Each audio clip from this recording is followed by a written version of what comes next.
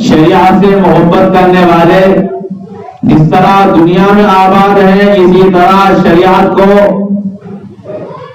اپنے حسد کی نگاہ سے دیکھنے والے اور قرآن و سنت سے مسائل نکالنے پر اعتراض کرنے والے بھی موجود ہیں۔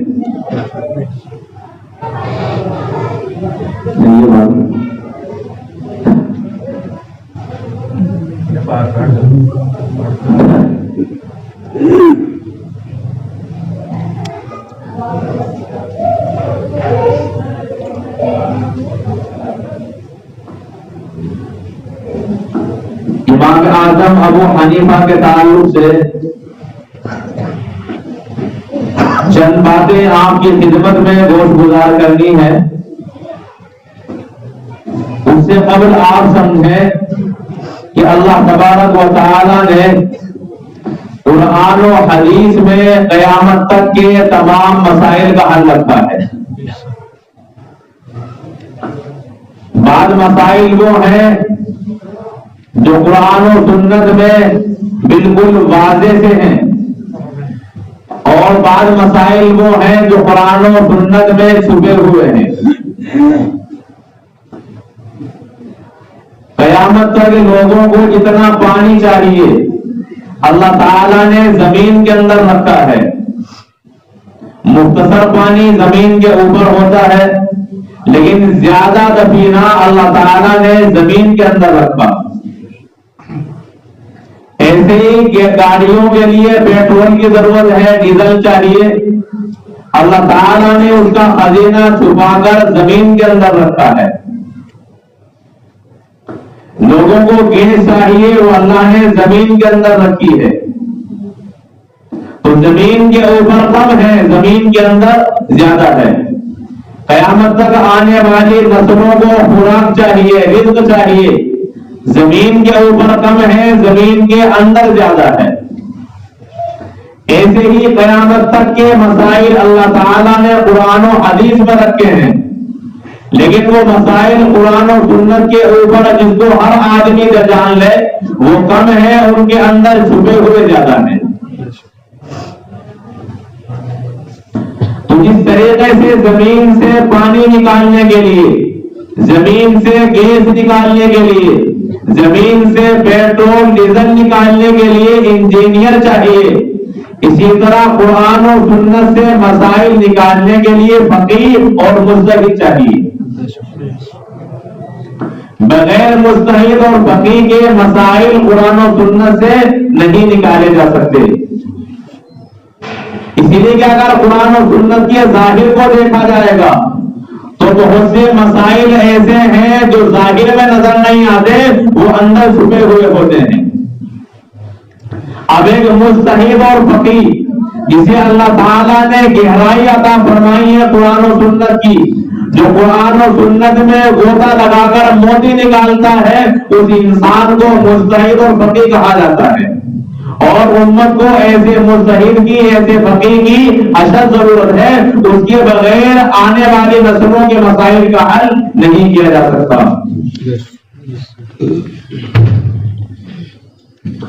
1200 سال تک کسی کا کوئی اختلاف نہیں، لیکن 13ویں صدی میں کچھ لوگ پیدا ہوئے جنہوں نے کہا کہ قرآن و سنت میں غوطہ لگانے کی ضرورت ہی نہیں ہے، ہر مسئلے کا حل رکھا ہے۔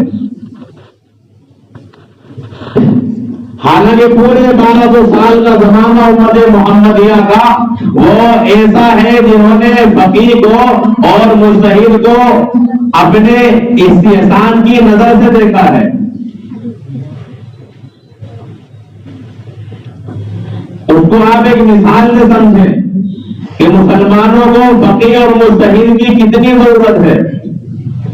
اللہ کے نبی صلی اللہ علیہ وسلم کی حدیث بات ہے، آپ فرماتے ہیں کہ اگر کسی چیز کے اندر مکھی گر جائے تو اس مکھی کو غوطہ لگاؤ اور اسے باہر نکال دو۔ اور پھر آپ نے فرمایا کہ مکھی کے ایک پر میں اللہ نے شفا رکھی ہے، ایک پر میں وبا رکھی ہے۔ جب مکھی نیچے گرتی ہے وہ پانی میں گرے یا دودھ میں گرے، شہد وغیرہ میں گرے، جب مکھی گرتی ہے تو وہ اپنی وبا والا پر نیچے گراتی ہے اور شفا والا پر اوپر اٹھا لیتی ہے۔ اب کھانے کے اندر وبا پھیل گئی، اللہ کے نبی فرماتے کہ اسے نیچے ڈبو دیا جائے تاکہ جو شفا والا پر ہے وہ بھی نیچے غوطہ لگ جائے اور اس وبا کا علاج اس پر والے شفا کے ذریعے سے ہو جائے۔ تو اس حدیث میں اللہ کے رسول علیہ السلام نے دو باتیں بیان فرمائی۔ ایک تو یہ کہ پانی وغیرہ میں یا کسی بھی کھانے کی چیز میں اگر مکھی گر رہی ہے تو اسے نکال لیا جائے اور اس کا استعمال جائز ہے۔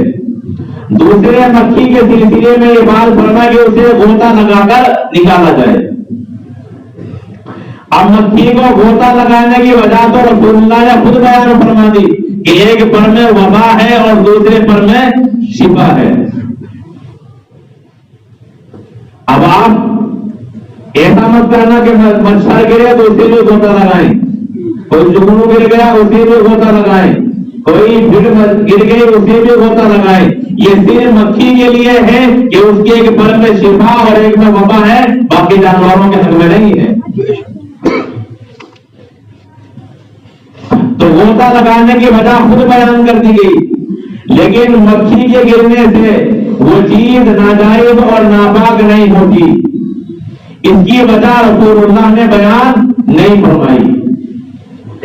اب آپ کے پاس پیالہ آیا جس میں دودھ بھرا ہوا ہے، یا آپ نے دودھ نکالا پوری بالٹی بھر گئی ہے، اس میں مچھر گرتے ہیں، جگنو گر جاتا ہے، کیڑی گر جاتی ہے۔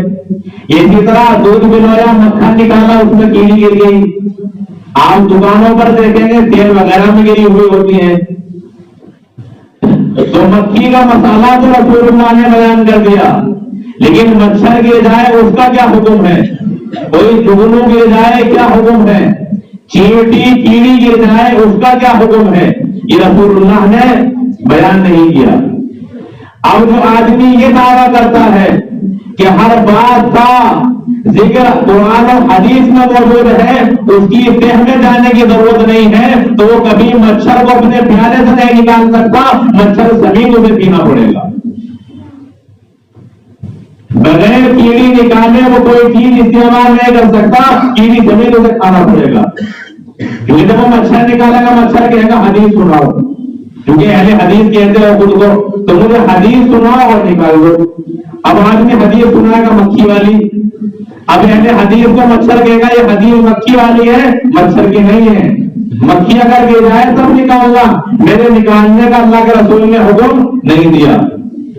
تو اہل حدیث جو خود کو کہتا ہے وہ قیامت تک اس مچھر کو حدیث سنا کر نہیں نکال سکے گا۔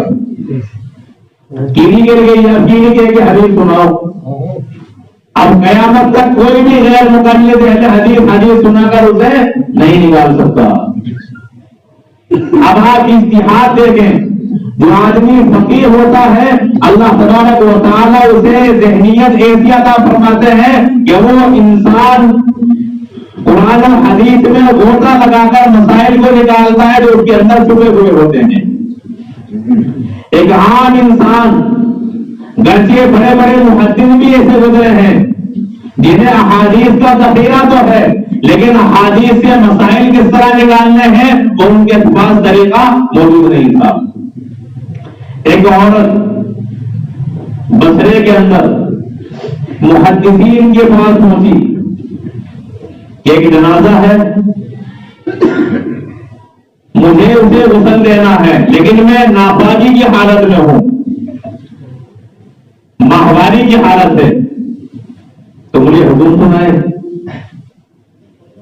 اب محدثین جن کے لاکھوں حدیثیں یاد ہیں وہ کہتے ہیں کہ ایسی تو کوئی حدیث نہیں ہے۔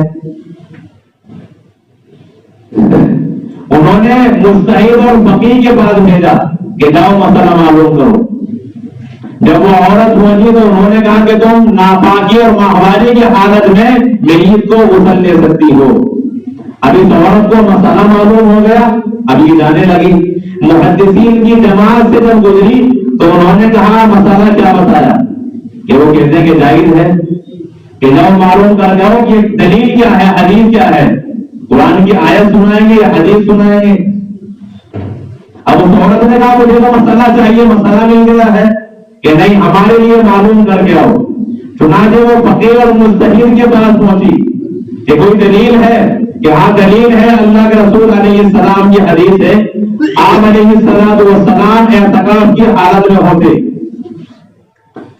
اعتکاف کی حالت میں آپ کو سر دھونے کی ضرورت پیش آتی تو اللہ کے رسول صلی اللہ علیہ وسلم اور آپ کا حجرہ وہ بالکل مسجد سے متصل ہے، تو اللہ کے نبی اپنا سر دروازے میں یا کھڑکی سے اپنے حجرے کے اندر کر دیتے، اور حضرت عائشہ رضی اللہ تعالی عنہا ماہواری کی حالت میں آپ کے سر کو دھو دیا کرتی تھی۔ اب مجتہد نے کہا کہ دیکھو جب ماہواری کی حالت میں رسول اللہ کے چہرے کو دھویا جا سکتا ہے، آپ کے بالوں کو دھویا جا سکتا ہے، تو پھر ایک میت کو غسل کیوں نہیں دیا جا سکتا؟ لہٰذا اس حدیث سے معلوم ہوا کہ ماہواری کی حالت میں عورت اگر کسی چیز کو دھونا چاہے تو وہ پاک ہو جاتا ہے، اس لیے کہ گندگی اس کے ہاتھ میں نہیں ہوتی۔ اب محدثین کے سامنے انہوں نے حدیث بیان کی کہ مجھے یہ حدیث سنائی ہے، تو محدثین کو احساس ہوا اور محدثین نے باضابطہ اس بات کا اقرار کیا ہے کہ ہم پنساری ہیں اور حکیم اور ڈاکٹر اور فقیر اور مجتہد ہیں۔ آپ کسی بڑے ڈاکٹر کے پاس جائیں اس کے پاس دوائی نہیں ملے گی، جھولا چھاپ تو رکھتے ہیں، لیکن جو ڈگری والا ہوگا اس کے پاس آپ کو دوائی نہیں ملے گی۔ اسٹور پر جائیں وہ کسی چیز کا علاج نہیں کر سکتا، لیکن ادویات اس کے پاس موجود ہوتی ہیں، لیکن آپ علاج کے لیے کس کے پاس جائیں گے؟ اسٹور والے کے لیے ڈاکٹر کے پاس؟ ڈاکٹر کے پاس جائے گا۔ ایسے ہی محدثین کے پاس حدیثیں تو بہت ساری ہوتی ہیں، لیکن حدیث سے مسئلہ نکالنے کا ان کے پاس تفقع نہیں ہوتا، وہ ایک مجتہد اور فقیہ کے پاس ہوتا ہے، اس لیے مسئلہ معلوم کرنے کے لیے امتی کو فقیہ کی ضرورت ہے، مجتہد کی ضرورت ہے، اس لیے آدمی مجتہد کے پاس جاتا ہے۔ بہرحال تو میں عرض کر رہا تھا کہ اللہ کا رسول علیہ السلام نے مکھی کا مسئلہ بیان کیا۔ اب کسی بھی قرآن کی آیت میں کسی بھی حدیث میں مچھر کا ذکر نہیں ہے اور آپ روزانہ نکالتے ہیں، تو اگر آپ مجتہد سے مسئلہ معلوم نہیں کریں گے، محدث سے معلوم کریں گے، وہ آپ کو حدیث نہیں سنا پائے گا۔ مجتہد آپ کو دلیل بھی دے گا قرآن و سنت سے، اور جو مسئلہ چھپا ہوا تھا اس کو آپ کے سامنے آشکارا کرے گا۔ اب اسی حدیث کو دیکھیں، اس حدیث کی توجیہ میں اور اس حدیث سے جو مسئلہ نکالا ہے امام اعظم ابو حنیفہ علیہ الرحمہ نے، آپ اس کو سمجھے۔ آپ فرماتے ہیں کہ جانور کے اندر خون ہوتا ہے بہنے والا، دمم مسفوحا او لحم خنزیر، بہنے والا خون یہ اللہ تعالیٰ نے حرام کیا ہے، اور جو خون منجمد ہو، کلیجی یہ خون ہے جمع ہوا، یہ حرام ہے۔ لیکن انسان کی رگ کاٹی جائے، گلا کاٹ دیا جائے، خون نکلتا ہے، جانور کا کاٹ دیا جائے خون نکلتا ہے، جب بہنے والا خون نکل جاتا ہے تو وہ جانور حلال ہو جاتا ہے۔ ایک جانور اپنی موت مرا، وہ حلال نہیں حرام ہے، اور جسے ذبح کر لیا گیا وہ جانور حلال ہے۔ کفار مکہ نے اعتراض کیا کہ عجیب معاملہ ہے، جسے اپنے ہاتھ سے مار دیا ہو وہ حلال، اور جسے اللہ مار رہا ہے وہ حرام۔ یہ تو الٹا ہے، جسے اللہ مار رہا ہے وہ تو حلال ہونا چاہیے، جب تو اپنے مارے ہوئے جانور کو حلال سمجھتے ہو۔ یہ قرآن میں ان کا اعتراض موجود ہے، تفسیر کی کتابیں دیکھیں ان میں لکھا ہوا ہے۔ تو اصل کیا ہے، جب کوئی جانور خود مرتا ہے، بھینس سے خود مر گئی، تو اس کے اندر جو بہنے والا خون ہوتا ہے وہ گوشت کے اندر داخل ہو جاتا ہے، نہیں نکلتا۔ مر گیا اس کو آپ اگر ذبح کریں گے تو اس کا خون نہیں نکلے گا، اسی لیے کہ وہ تمام خون گوشت کے اندر داخل ہو گیا ہے اور اب وہ گوشت سے جدا نہیں ہو سکتا۔ تو حرام چیز جو خون ہے وہ گوشت کو حرام کر دیتا ہے اور ناپاک بنا دیتا ہے، اور جب انسان حلال کرتا ہے، ذبح کرتا ہے، تو بہنے والا خون سارا نکل جاتا ہے، اب بالکل خالص گوشت بچتا ہے جس میں حرام چیز اور ناپاکی ملی ہوئی نہیں ہوتی، اس لیے وہ حلال ہے۔ امام اعظم ابو حنیفہ علیہ الرحمہ نے مسئلہ اسی حدیث سے نکالا کہ دیکھو اس حدیث میں اللہ کے رسول علیہ السلام نے مکھی گرنے سے اس چیز کو ناپاک قرار نہیں دیا بلکہ پاک قرار دیا ہے اور اس کو استعمال کرنے کی اجازت دی ہے. وجہ اس کی یہ ہے کہ مکھی کے اندر بہنے والا خون نہیں ہوتا، اس لیے اس کے گرنے سے وہ چیز ناپاک نہیں ہوگی، اس کا استعمال جائز ہوگا. البتہ یہی مسئلہ اب ہر اس جانور کے اندر ہوگا جس کے اندر بہنے والا خون نہیں ہے. اب کیڑی ہے اس کے اندر بہنے والا خون نہیں ہے، مچھر ہے، جونو ہے، بھیڑ ہے، اس طرح اور بھی چھوٹے چھوٹے جانور ہیں جن کے اندر بہنے والا خون نہیں ہے، اگر وہ کسی چیز کے اندر گر جائے تو اس کا استعمال جائز ہے. اب حدیث وہی ہے، محدثین اسے مسئلہ نہیں نکالتے، فقیہ نے نکالا ہے. اور جو علت تھی مکھی کے گرنے سے چیز ناپاک نہیں ہوتی، اس کی وجہ اور جو علت تھی وہ محدث نے نہیں بلکہ فقیہ اور مجتہد نے بیان فرمائی کہ اس کے پاک ہونے کی وجہ اور علت ہے کہ مکھی کے اندر بہنے والا خون موجود نہیں ہے. اب مسئلہ نکل گیا. اب اسی ایک حدیث سے ہزاروں مسئلے نکال لیے. یہ کام ہے ایک امام کا، ایک مجتہد کا اور ایک فقیہ کا. ایسے آپ حدیث دیکھیں، قرآن کی آیت دیکھیں، اللہ فرماتے ہیں انما الخمر والمیسر والانصاب والازلام رجس من عمل الشیطان فاجتنبوه لعلکم تفلحون. اس آیت میں اللہ فرماتے ہیں کہ شراب اور جوا وغیرہ یہ شیطانی عمل ہے، لہذا ان سے بچو تاکہ تم کامیاب ہو جاؤ. اب یہاں شراب کا ذکر کیا گیا، خمر کا. ایک آدمی شراب پی رہا ہے، وہ بھنگ پی رہا ہے، وہ کہے گا مجھے قرآن کی آیت سناؤ. آپ یہ آیت پڑھیں گے، وہ کہے گا اس میں تو مسئلہ شراب کا بیان کیا ہے، افیم کا نہیں بیان کیا، اس میں بھنگ کا مسئلہ بیان نہیں کیا. آپ قرآن اس کے سامنے پڑھیں، حدیث پڑھیں، لیکن آپ اس کو مطمئن نہیں کر پائیں گے کیونکہ کسی بھی ظاہر آیت و روایت میں یہ مسئلہ موجود نہیں ہے. اب فقیہ جو ہوتا بتاتا ہے قرآن و سنت میں اور مسئلے نکالتا ہے، جب آپ اس سے معلوم کریں گے تو اس کا اجتہاد دیکھیں. امام اعظم ابو حنیفہ کا آپ نے فرمایا خمر، خمر کے معنی آتے ہیں عقل پر چھا جانا. شراب کو خمر کیوں کہتے ہیں؟ اسی لیے کہ وہ انسان کی عقل پر چھا جاتی ہے. تو فرمایا کہ شراب انسان کی عقل پر چھا جاتی ہے، اللہ تعالیٰ نے اسے حرام قرار دیا ہے. معلوم یہ ہوا جو چیز بھی انسان کی عقل پر چھا جائے، اس کی عقل کو غارت کر دے، وہ بھی حرام ہے. اب چاہے وہ شراب ہو اور چاہے وہ افیم اور بھنگ وغیرہ ہو. اب آیت ہے، آیت میں جو مسئلہ چھپا ہوا تھا وہ مجتہد اور فقیہ نے نکال کر کے دیا ہے. اب عام طور پر قریب 2 صدی سے یہ سلسلہ چلا ہے کہ فقیہ کی ضرورت نہیں ہے ہر مسئلہ. اور وہ انسان جو اردو نہیں جانتا وہ بھی کہتا ہے کہ بس قرآن و حدیث کا مسئلہ بیان کر لیں گے اور امت کے سامنے ہر مسئلہ کا حل پیش کریں گے. وہ یقیناً خدا کی قسم قیامت تک نہیں کر سکتے. مچھر کا مسئلہ حل نہیں کر سکتے، باقی بھینس کا تو کیا کریں گے؟ بھینس میں وہ ضرور ہے، جن کے پاس مچھر کا حل نہیں ہے وہ بھینس کا حل نہیں کر سکتا. اس لیے ان کا کیا کہنا ہے کہ بھینس کی قربانی نہیں ہے. بس یہ فتنہ یہاں چل رہا ہے، اسی لیے میں تھوڑی بات کر رہا ہوں. تو سمجھیے مجتہد کی ضرورت ہے، فقیہ کی ضرورت ہے جو ہمیں مسئلہ نکال کر کے دے گا. تو اسی طریقے سے وہ لوگ جو قرآن اور سنت سے مسئلہ نکالتے ہیں ان میں ایک نام ہے امام اعظم ابو حنیفہ علیہ الرحمہ کا، جن کے مقام کو بیان کرنے کے لیے آج کی اس مجلس کا انعقاد کیا گیا ہے. ان کو آپ بہت ہی توجہ کے ساتھ سمجھیں، متوجہ ہو کر. نیند کا جو غلبہ ہے یا غفلت کا جو پردہ ہے اسے آپ صاف کریں.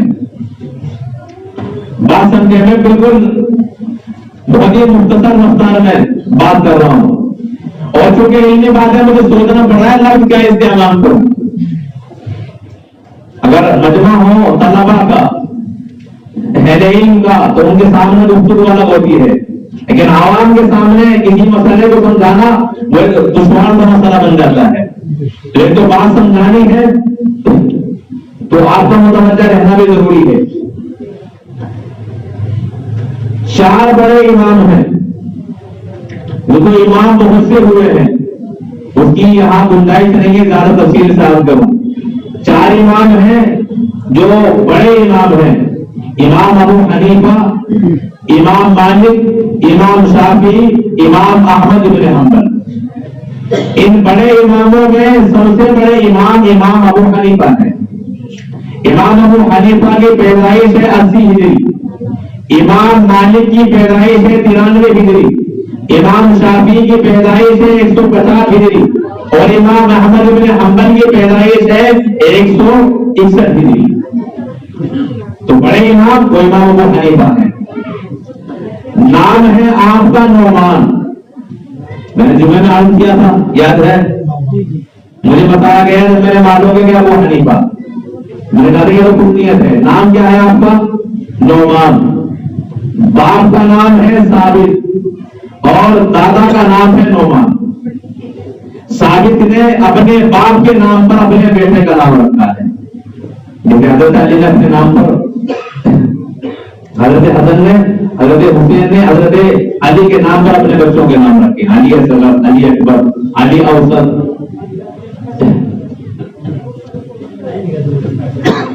امام اعظم ابو حنیفہ علیہ الرحمہ آپ فارسی نسل ہیں. آپ کے دادا وہ فارس کے رہنے والے تھے، عراق کے اندر آئے. حضرت علی رضی اللہ تعالی عنہ کے زمانے خلافت میں اسلام میں داخل ہوئے اور آپ کے دادا نعمان امام اعظم ابو حنیفہ کے والد ثابت کو لے کر حضرت علی المرتضی رضی اللہ تعالی عنہ کی خدمت میں حاضر ہوئے. حضرت علی نے آپ کے والد ثابت کے لیے دعا فرمائی کہ اللہ تعالیٰ ان میں خیر و برکت رکھے.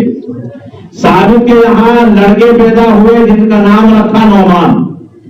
بڑے بڑے علماء فرماتے ہیں کہ حضرت امام اعظم ابو حنیفہ یہ حضرت علی المرتضی رضی اللہ تعالی عنہ کی دعا کا نتیجہ ہے.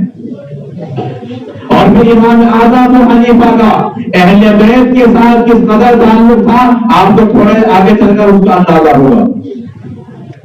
اسی لیے بڑی بڑی کتابوں میں آپ کو شہید اہل بیت لکھا گیا ہے. اس کی میں وجہ آگے چل کر عرض کروں گا. تو اتنی بات سمجھ آئی. حضرت علی المرتضی رضی اللہ تعالیٰ عنہ نے برکت کی دعا مانگی. اسی طریقے سے اتنا تعلق تھا کہ آپ کے والد کھانے کی چیز بھی حضرت علی کے پاس پہنچایا کرتے. ایک مرتبہ ایک فالودہ تیار کیا جو شاہی گھرانوں میں اور شاہی دسترخوان پر لگایا جاتا ہے. وہ فالودہ تیار کر کے سیدنا علی المرتضی رضی اللہ تعالی عنہ کو پیش فرمایا ہے. بہرحال 80 ہجری میں آپ پیدا ہوئے. جس شہر میں آپ پیدا ہوئے اس شہر کا نام ہے کوفہ اور یہ کوفہ اس زمانے میں علم کا مرکز تھا.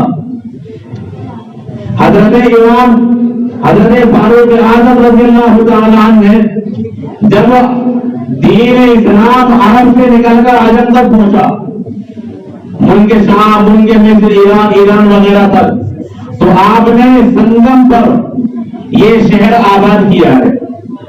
اور اس شہر کو آباد کرنے کے بعد عمر فاروق رضی اللہ تعالی عنہ نے معلم بنا کر، وہاں کا وائس چانسلر بنا کر حضرت عبداللہ ابن مسعود رضی اللہ تعالی عنہ کو بھیجا. تو کوفے میں جو بڑا مکتب قائم کیا گیا، یونیورسٹی بنائی گئی، اس کے وائس چانسلر بڑے معلم وہ عبداللہ ابن مسعود رضی اللہ تعالی عنہ تھے. اور عمر فاروق رضی اللہ تعالیٰ نے عبداللہ ابن مسعود کو بھیج کر کوفے والوں پر احسان جتایا ہے کہ مجھے تم سے زیادہ ضرورت تھی لیکن میں اپنی ذات پر تمہیں ترجیح دیتا ہوں اور عبداللہ ابن مسعود کو تمہارے پاس بھیج رہا ہوں. اور صحابہ میں عبداللہ ابن مسعود رضی اللہ تعالیٰ عنہ کو افضل الصحابہ کہا جاتا ہے کہ عام مسائل کے قرآن و سنت کو پرکھنے میں سب سے زیادہ ماہر ہیں.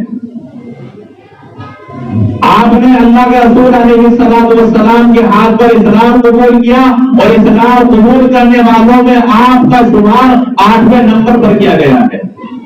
اول ہی سے اللہ کے رسول علیہ السلام کے ساتھ رہے اور اللہ کے رسول علیہ السلام کے ساتھ اتنا گہرا تعلق تھا.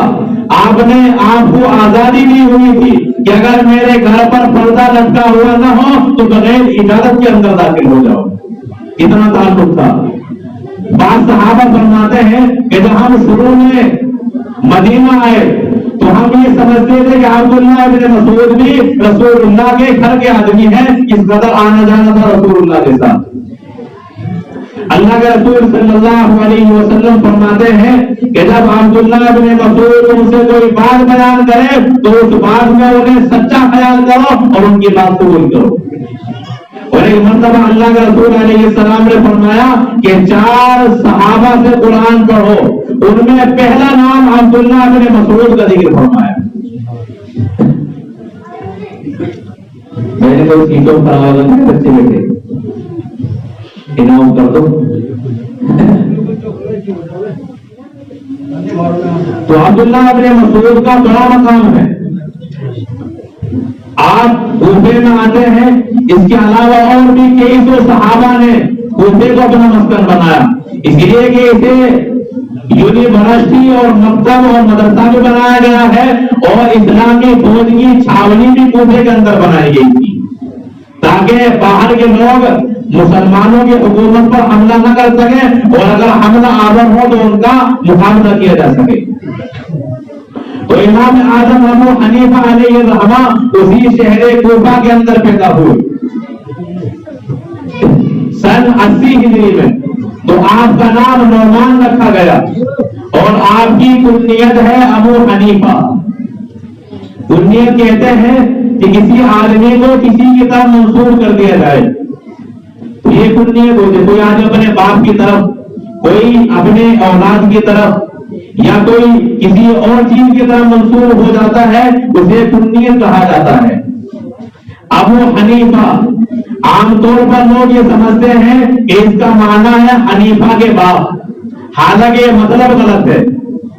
امام اعظم ابو حنیفہ علیہ الرحمہ کے لیے ایک بیٹی کو لوگوں نے کھڑ لیا ہے, حالانکہ امام صاحب کی کوئی بیٹی ہے ہی نہیں ہے. اور ایک قصہ بھی مشہور کر لیا ہے کہ بیٹی تھی حنیفہ, اس کی وجہ سے آپ کو حنیفہ کا باپ کہا جاتا ہے, حالانکہ ابن کا معنی ہر جگہ باپ کا نہیں آتا.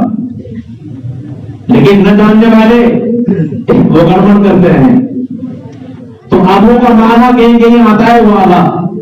اللہ کا رسول صلی اللہ علیہ وسلم ہے حضرت ابو ہریرہ کو فرمایا یا ابا ہریرہ. ہریرہ کا معنی آتا ہے بلی کا بچہ, بلی کا بچہ لیے ہوئے تھے تو آپ نے فرمایا ابو ہریرہ مطلب ہے بلی والے. اب یہاں معنی بلی کا باپ نہیں ہے. حضرت علی المرتضی رضی اللہ تعالیٰ عنہ اور حضرت فاطمہ رضی اللہ تعالیٰ عنہ کے مابین کچھ اختلاف ہوا. حضرت علی گھر سے آئے اور مسجد میں آ کر لیٹ گئے. اب یہاں فرش نہیں تھے, ہلکی ہلکی کنکریاں بچھی ہوئی تھی. اللہ کے رسول صلی اللہ علیہ وسلم کو معلوم ہوا تو حضرت علی کے پاس پہنچے اور آپ نے فرمایا قم یا ابا تراب. یہاں حضرت علی کو ابو تراب کہا گیا مٹی والے. یہاں معنی مٹی کا باپ نہیں ہے بلکہ مطلب ہے مٹی والا. تو ابو کا معنی کہیں گے والا بھی آتا ہے. تو یہاں ابو حنیفہ کا معنی کیا؟ حنیفہ کے معنی آتے ہیں دوات کے, دوات والا. اس لیے کہ مسائل سب سے پہلے حضرت امام اعظم ابو حنیفہ نے لکھوائے ہیں, اس لیے آپ کو دوات والا کہا جاتا ہے. اور دوسرے حنیف کے معنی آتے ہیں جو بالکل یکسو اور سیدھا ہو, جس میں کجی اور ٹیڑھا پن نہ ہو. وَاتَّبِعْ مِلَّةَ إِبْرَاهِيمَ حنیفہ. حضرت ابراہیم علیہ السلام کی ملت کو حنیف کہا گیا ہے. اسی طرح حضرت ابراہیم علیہ السلام کو قرآن میں حنیف کہا گیا ہے کہ آپ بالکل سیدھے راستے پر تھے. تو اب وہ حنیفہ کا مطلب ہے کہ آپ کا راستہ بالکل سیدھا ہے, اس میں کبھی ٹیڑھا پن نہیں ہے بلکہ آپ کا یکسو والا راستہ ہے, اس لیے آپ کو ابو حنیفہ کہا جاتا ہے. تو یہ حنیفہ کا باپ اس کا معنی نہیں ہے، اس لیے کہ آپ کے صرف ایک بیٹا ہے اور اس کا نام ہے عمار، اس کے علاوہ نہ کوئی بیٹا ہے اور نہ کوئی بیٹی ہے۔ بہرحال لقب ہے آپ کا امام اعظم۔ امام اعظم کا معنی ہے سب سے بڑے امام۔ سب سے بڑے امام کا مطلب ہے جو باقی اور امام ہیں ان میں سب سے بڑے ہیں، صحابہ کے مقابلے پر نہیں یا کسی نبی کے مقابلے پر نہیں، بلکہ جو امام ہے ان اماموں میں آپ سب سے بڑے ہیں، اس لیے آپ کو امام اعظم کہا جاتا ہے۔ میں نے ابھی تفصیل عرض کی کہ باقی سب چھوٹے ہیں، جو بڑے امام 4 ہیں وہ 3 اور امام چھوٹے ہیں، اور بڑے امام امام اعظم ابو حنیفہ ہی ہیں۔ قریب 13 سال بڑے ہیں آپ امام مالک سے، اور امام ابو حنیفہ کی وفات ہوئی ہے 150 ہجری میں۔ امام شافعی آپ کی وفات کے بعد 150 ہجری میں پیدا ہوئے، اور پھر امام احمد بن حنبل تو اس کے بعد 161 ہجری میں پیدا ہوئے، یعنی آپ کی وفات کے 11 سال کے بعد۔ تو آپ سب سے بڑے، اس لیے آپ کو امام اعظم کہا جاتا ہے۔ تو نام ہے آپ کا نعمان، کنیت ہے ابو حنیفہ، اور لقب ہے امام اعظم۔ آپ 80 ہجری میں پیدا ہوتے ہیں، اس وقت صحابہ کا زمانہ ہے، اور کوفے میں بہت سے صحابہ موجود ہیں۔ آپ کا شمار تابعین میں شمار ہوتا ہے۔ آپ نے اللہ کے رسول صلی اللہ علیہ وسلم کے صحابہ میں سے حضرت انس بن مالک سے ملاقات کی ہے اور ان کی زیارت کی ہے۔ اسی طرح حضرت عبداللہ ابن اوفا سے ملاقات کی ہے۔ اسی طریقے سے آپ نے حضرت عبداللہ ابن حارث سے اور عامر بن واصلہ رضی اللہ تعالیٰ عنہ سے، حضرت ابو طفیل رضی اللہ تعالیٰ عنہ سے، تو اس طرح 6 یا 7 صحابہ ہیں جن سے آپ نے ملاقات کی ہے، اور روایت بھی آپ نے صحابہ سے بیان فرمائی ہے۔ آپ فرمانے کہ میں 13 سال کا تھا، میں اپنے والد کے ساتھ مکہ مکرمہ پہنچا، میں نے دیکھا کہ مجمع ہے، تو معلوم ہونے پر مجھے بتایا گیا کہ یہ صحابی کا مجمع ہے جو ان کی خدمت میں حاضر ہوا، اور میں نے ان سے حدیث سنی۔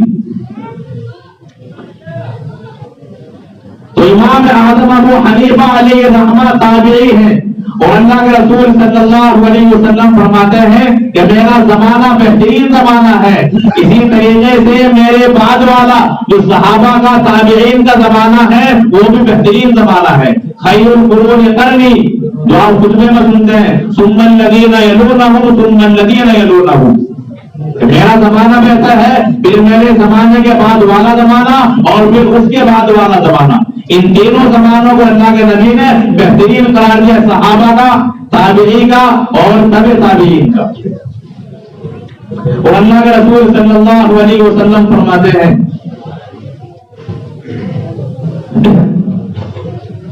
حدیث پاک قرآن کریم کی آیت کی تفسیر میں ہے۔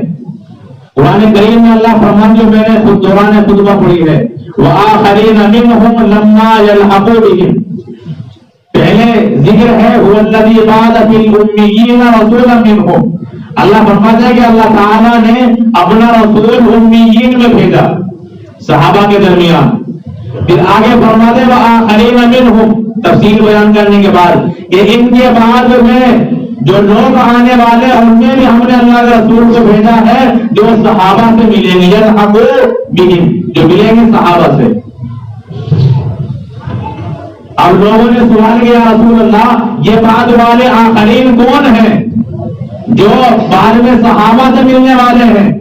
تو اللہ کے رسول صلی اللہ علیہ وسلم نے حضرت سلمان فارسی رضی اللہ تعالیٰ عنہ کی کمر پر ہاتھ رکھا اور فرمایا کہ اس کے گھرانے کے، اس کی نسل کے یعنی فارس کے لوگ اگر ایمان یعنی سریہ ستارے پر ہوگا وہاں سے بھی اسے حاصل کریں گے۔ علامہ سیوطی علیہ الرحمہ اس حدیث کی تشریح میں لکھتے ہیں کہ اس حدیث میں اللہ کے رسول صلی اللہ علیہ وسلم نے امام اعظم ابو حنیفہ کی طرف اشارہ کیا ہے، اس لیے کہ فارسی نسل میں کوئی بھی امام اعظم ابو حنیفہ کے مقام اور مرتبے کے نہیں پہنچ سکا۔ اس کے علاوہ ابن عبد البر مالکی اور پھر علامہ سیوطی خود شافعی مسلک ہیں. تو بڑے بڑے علماء کرام نے اس حدیث شریف کی تفسیر میں یہی لکھا ہے کہ آپ نے جو فرما کہ فارسی حضرت سلمان فارس کے رہنے والے ہیں اور حضرت امام اعظم ابو حنیفہ بھی فارسی نسل ہے، تو حضرت علی رضی اللہ تعالیٰ عنہ کے زمانے میں اسلام کے اندر داخل ہوتے ہیں. اور آپ کو امام مالک، امام شافعی، امام احمد بن حنبل یہ فارسی نسل ہے ہی نہیں ہے. امام بخاری یہ فارسی نسل نہیں ہے. تو تمام بڑے اماموں میں فارسی وہ امام اعظم ابو حنیفہ ہے، اور آپ کے مقام و مرتبے کو کوئی بھی امام نہیں پہنچ سکا ہے. اسی لیے اس حدیث کی تشریح میں لکھا ہے کہ اس سے مراد امام اعظم ابو حنیفہ ہے، جن کے متعلق رسول اللہ نے فرما دیا کہ اگر علم سریہ ستارے پر ہوگا یہ وہاں سے بھی لے کر آئیں گے. لہٰذا جو علوم قرآن و سنت میں چھپے ہوئے تھے امام اعظم ابو حنیفہ نے قرآن و سنت میں غوطہ لگا کر اور موتی نکال کر امت کے سامنے پیش فرمائے. تو گویا امام اعظم ابو حنیفہ کی بشارت آخرین منہم لما یلحقوا بہم قرآن کریم کی اس آیت کریمہ کے اندر موجود ہے، اور رسول اللہ کی حدیث میں بھی آپ کی بشارت موجود ہے. بہرحال آپ تابعی ہیں، اللہ کے رسول کے صحابہ سے آپ نے علم حاصل کیا. ایسے ہی بڑے بڑے تابعین وہ آپ کے استاد ہیں جنہوں سے آپ نے علم حاصل کیا ہے. حتیٰ کہ آپ کے استادوں کا جب شمار کیا گیا تو آپ کے استادوں کی تعداد 4000 تک پہنچتی ہے. آپ کے کتنے ہوں گے؟ 400. امام صاحب کتنے استاد ہیں؟ 4000. اب آپ اندازہ لگائیں جتنے 4000 استادوں سے علم حاصل کیا ہو اس کے علم کا معیار کیا ہوگا. اور یہ علم کا سلسلہ جوانی تک نہیں تھا، آپ نے مسلسل 40 سال تک علم حاصل کیا ہے. اس کے بعد آپ نے امت کے سامنے مسائل بیان کیے ہیں.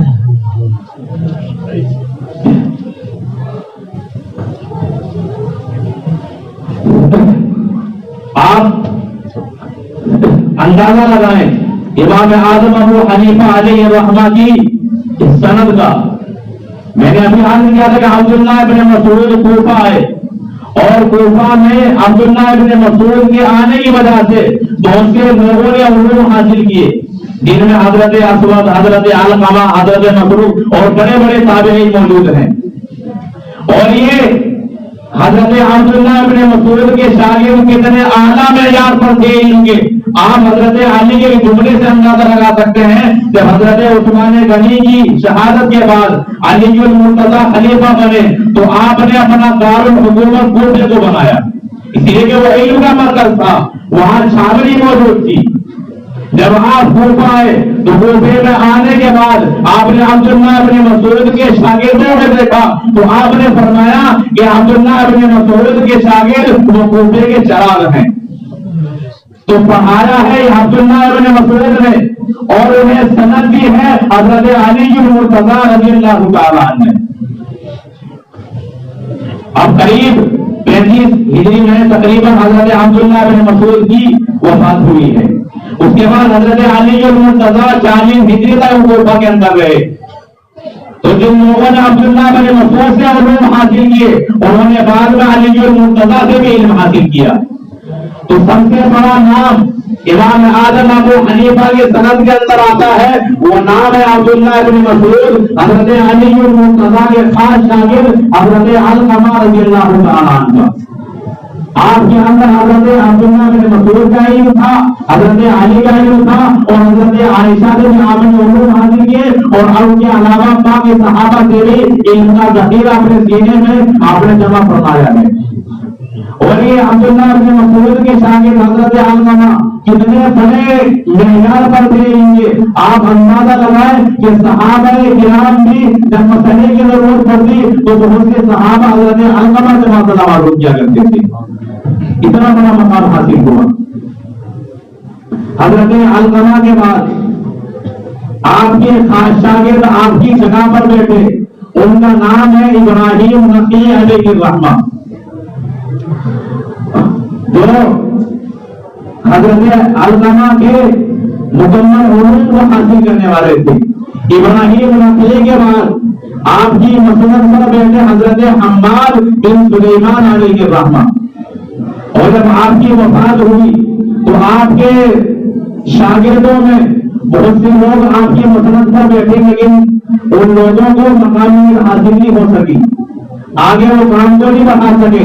حضرت امام اعظم ابو حنیفہ علیہ الرحمہ جو امام حماد کے خاص شاگرد ہیں, آپ کو آپ کی جگہ پر بٹھا دیا گیا اور آپ اس وقت اپنی مسند پر بیٹھے امام حماد کی جگہ پر جب آپ کی عمر 40 سال کو پہنچ چکی تھی.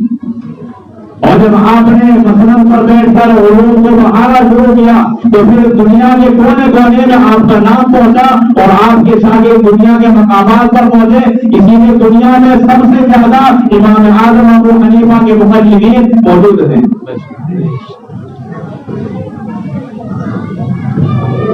یہ چند سالوں پہلے کا ہے, قریب 20-30 سال گزر گئے ہوں, اس میں قریب 36 کروڑ لوگ امام اعظم ابو حنیفہ کے مقلد پائے گئے تھے. اب تو تعداد بہت زیادہ ہے, وہ پہلے زمانے کی بات ہے.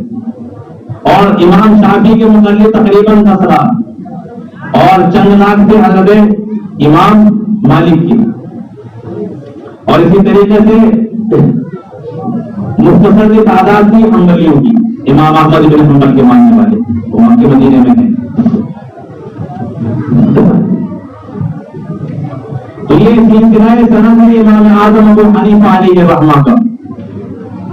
تو علی المرتضی رضی اللہ تعالیٰ عنہ آخری خلیفہ ہیں خلفائے اربعہ میں سے, خلفائے راشدین میں سے. آپ کوفے میں شہید ہوتے ہیں تو کوفہ حضرت علی کی جائے شہادت ہے, امام اعظم ابو حنیفہ کی جائے ولادت ہے.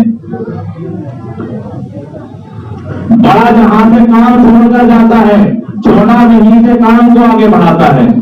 رسول اللہ کی وفات ہوئی, اللہ کے رسول صلی اللہ علیہ وسلم کے بعد حضرت ابو بکر رضی اللہ تعالیٰ عنہ آپ کے خلیفہ بنے. مدینے سے آپ نے کام شروع کیا. حضرت ابو بکر کی مدینے میں وفات ہوئی, حضرت عمر نے مدینے سے کام شروع کیا. پھر آپ کے بعد حضرت عثمان نے مدینے سے کام شروع کیا, علی المرتضی نے مدینے سے کام شروع کیا, اور پھر آپ کوفہ آئے. اب حضرت علی کی شہادت کوفے کے اندر ہوئی ہے تو امام کوفے کے اندر یہ ہونا چاہیے تھا جو حضرت علی کے مشن کو آگے بڑھائے. چنانچہ اللہ تعالیٰ نے کوفے ہی میں امام اعظم ابو حنیفہ کو پیدا کیا کہ جہاں سے علی المرتضی نے کام چھوڑا ہے اس کام کو آگے بڑھایا جا سکے. اور پھر تو بڑے بڑے فتنے اٹھے ہیں, روافض کا, خوارج کا, معتزلہ وغیرہ کا, یہ فتنے عراق سے اٹھے ہیں. ان فتنوں کو دبانے کے لیے عراق کی سرزمین ہی کا بندہ ہونا چاہیے تھا. چنانچہ امام اعظم کو پیدا کیا گیا, آپ نے ان تمام فتنوں کا مقابلہ کیا اور اہل سنت والجماعت کا جو قرآن و سنت کے عین مطابق مسلک ہے اس کو آپ نے واضح فرمایا, اور ہر وہ مسلک جو قرآن و سنت کے خلاف نظریہ پیش کرتا آپ نے لوگوں کی اس نظریے کی حفاظت فرمائی اور اس نظریے کی تردید کی.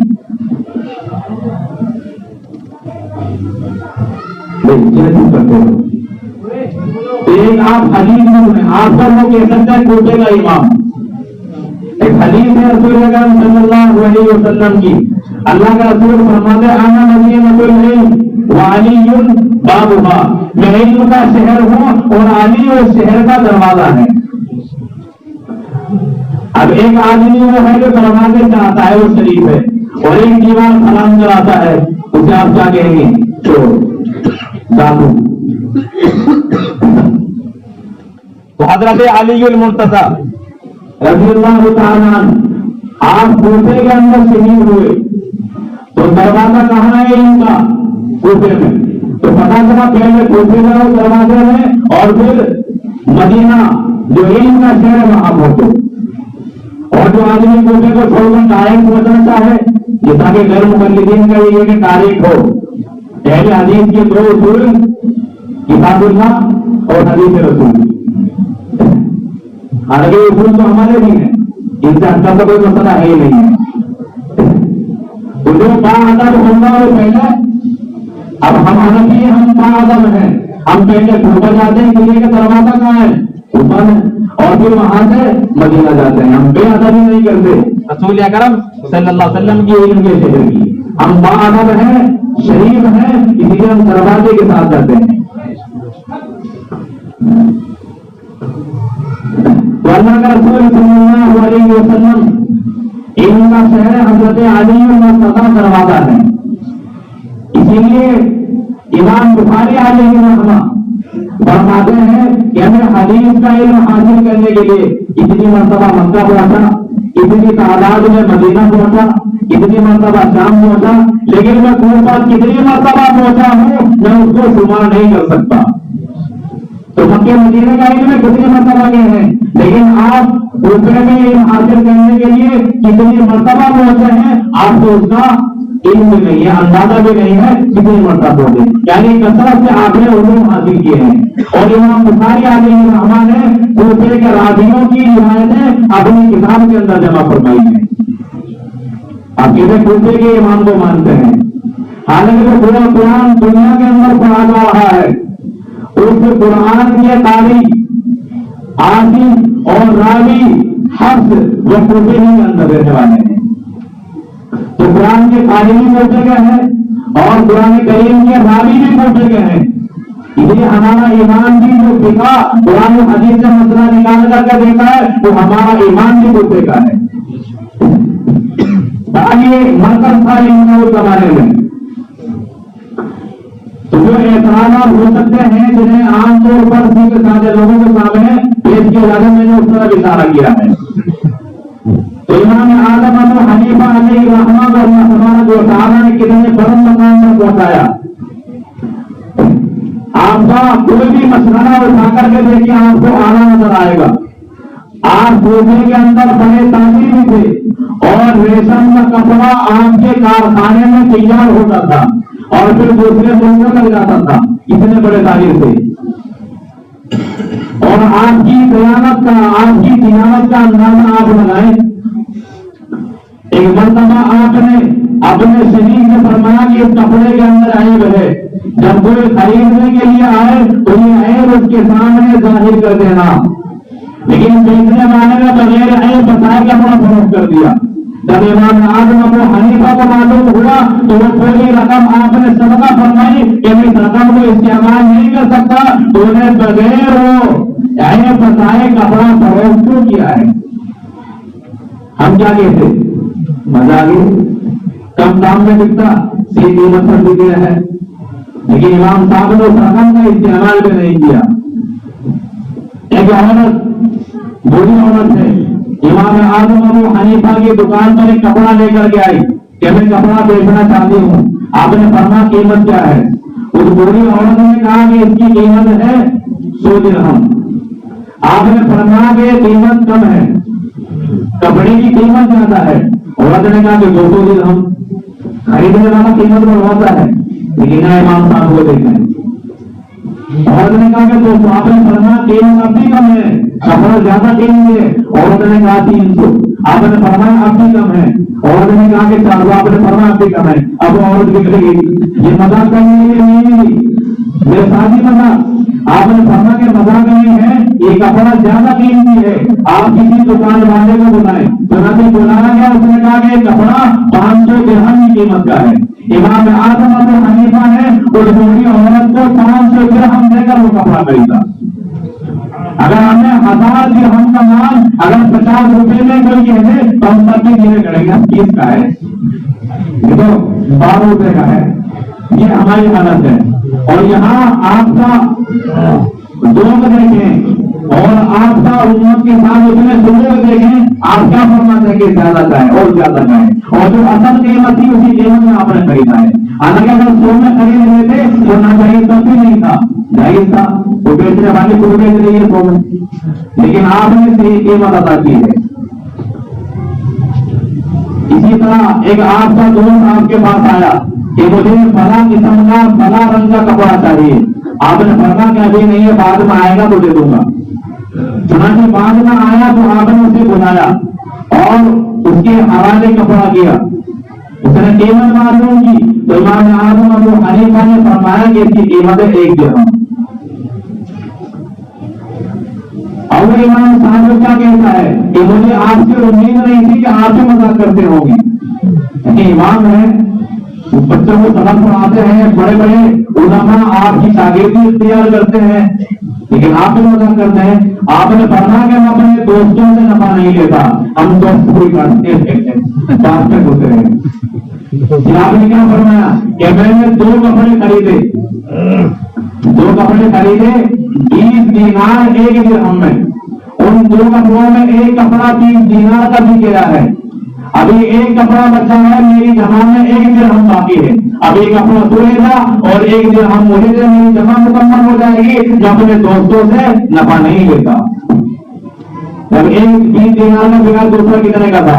20 دینار کا، لیکن آپ نے نفع نہیں لیا، دے دیا. یہ آپ کا حسن سلوک ہے لوگوں کے ساتھ.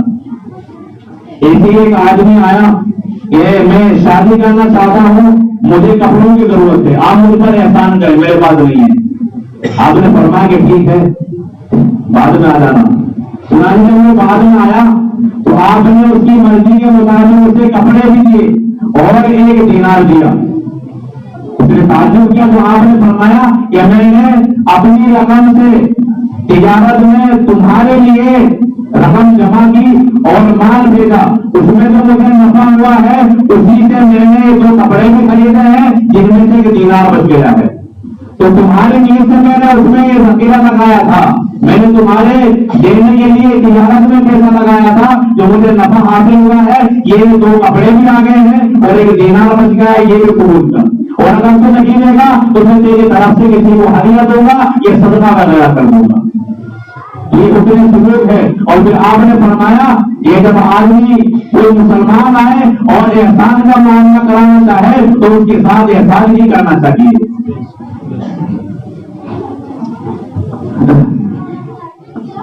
بہرحال اللہ تبارک و تعالیٰ نے آپ کو ہر اعتبار سے بلندی عطا فرمائی ہے. 9 بجے ہیں، 9:09 زیادہ تو مسئلہ بہت اہم ہے. موجودہ زمانے کے اعتبار سے آنے والی نسلوں کا بگڑنے کا اندیشہ ہے، جیسا کہ کتنا چل رہا ہے پوری دنیا میں. حیرت ہے حرم کے اندر لٹریچر وہ شائع کیے جا رہے ہیں جو قرآن و سنت کے خلاف ہیں.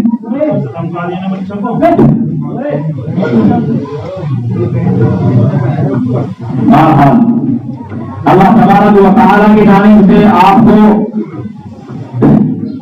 علمی اعتبار سے، تقویٰ طہارت کے اعتبار سے ایسا مقام دیا گیا ہے کہ بڑے بڑے اس مقام کو نہیں پہنچ سکے. آپ کی عبادت کا انداز دیکھیں کہ آپ دن میں روزہ بھی رکھتے ہیں، قرآن کی تلاوت بھی کرتے ہیں اور اللہ کے رسول علیہ السلام کے علوم امت کے سامنے بیان کرتے ہیں. اس کے باوجود بھی آپ رات میں آپ پورا قرآن پڑھ دیتے ہیں. جب کھڑے ہو جاتے ہیں تو پھر آپ رات بھر اللہ تبارک و تعالیٰ کے سامنے کھڑے رہتے ہیں. جب امام ابو حنیفہ کی وفات ہوئی تو ایک بچے نے اپنے باپ سے معلوم کیا کہ اس گھر میں ستون نظر آتا تھا، وہ کہاں گیا؟ تو آپ نے فرمایا کہ بیٹا وہ ستون امام ابو حنیفہ تھے جو نماز پڑھتے ہوئے نظر آتے تھے، وہ ستون اس دنیا سے چلا گیا ہے. تو اس طرح آپ نے پوری رات عبادات میں گزاری ہے. اور آپ تقوی کا اندازہ لگا سکتے ہیں کہ ایک شخص جو آپ کا مقروب ہے، دیوار کا سایہ ہے، آپ دیوار کا سایہ چھوڑ کر دھول میں بیٹھے ہوئے ہیں.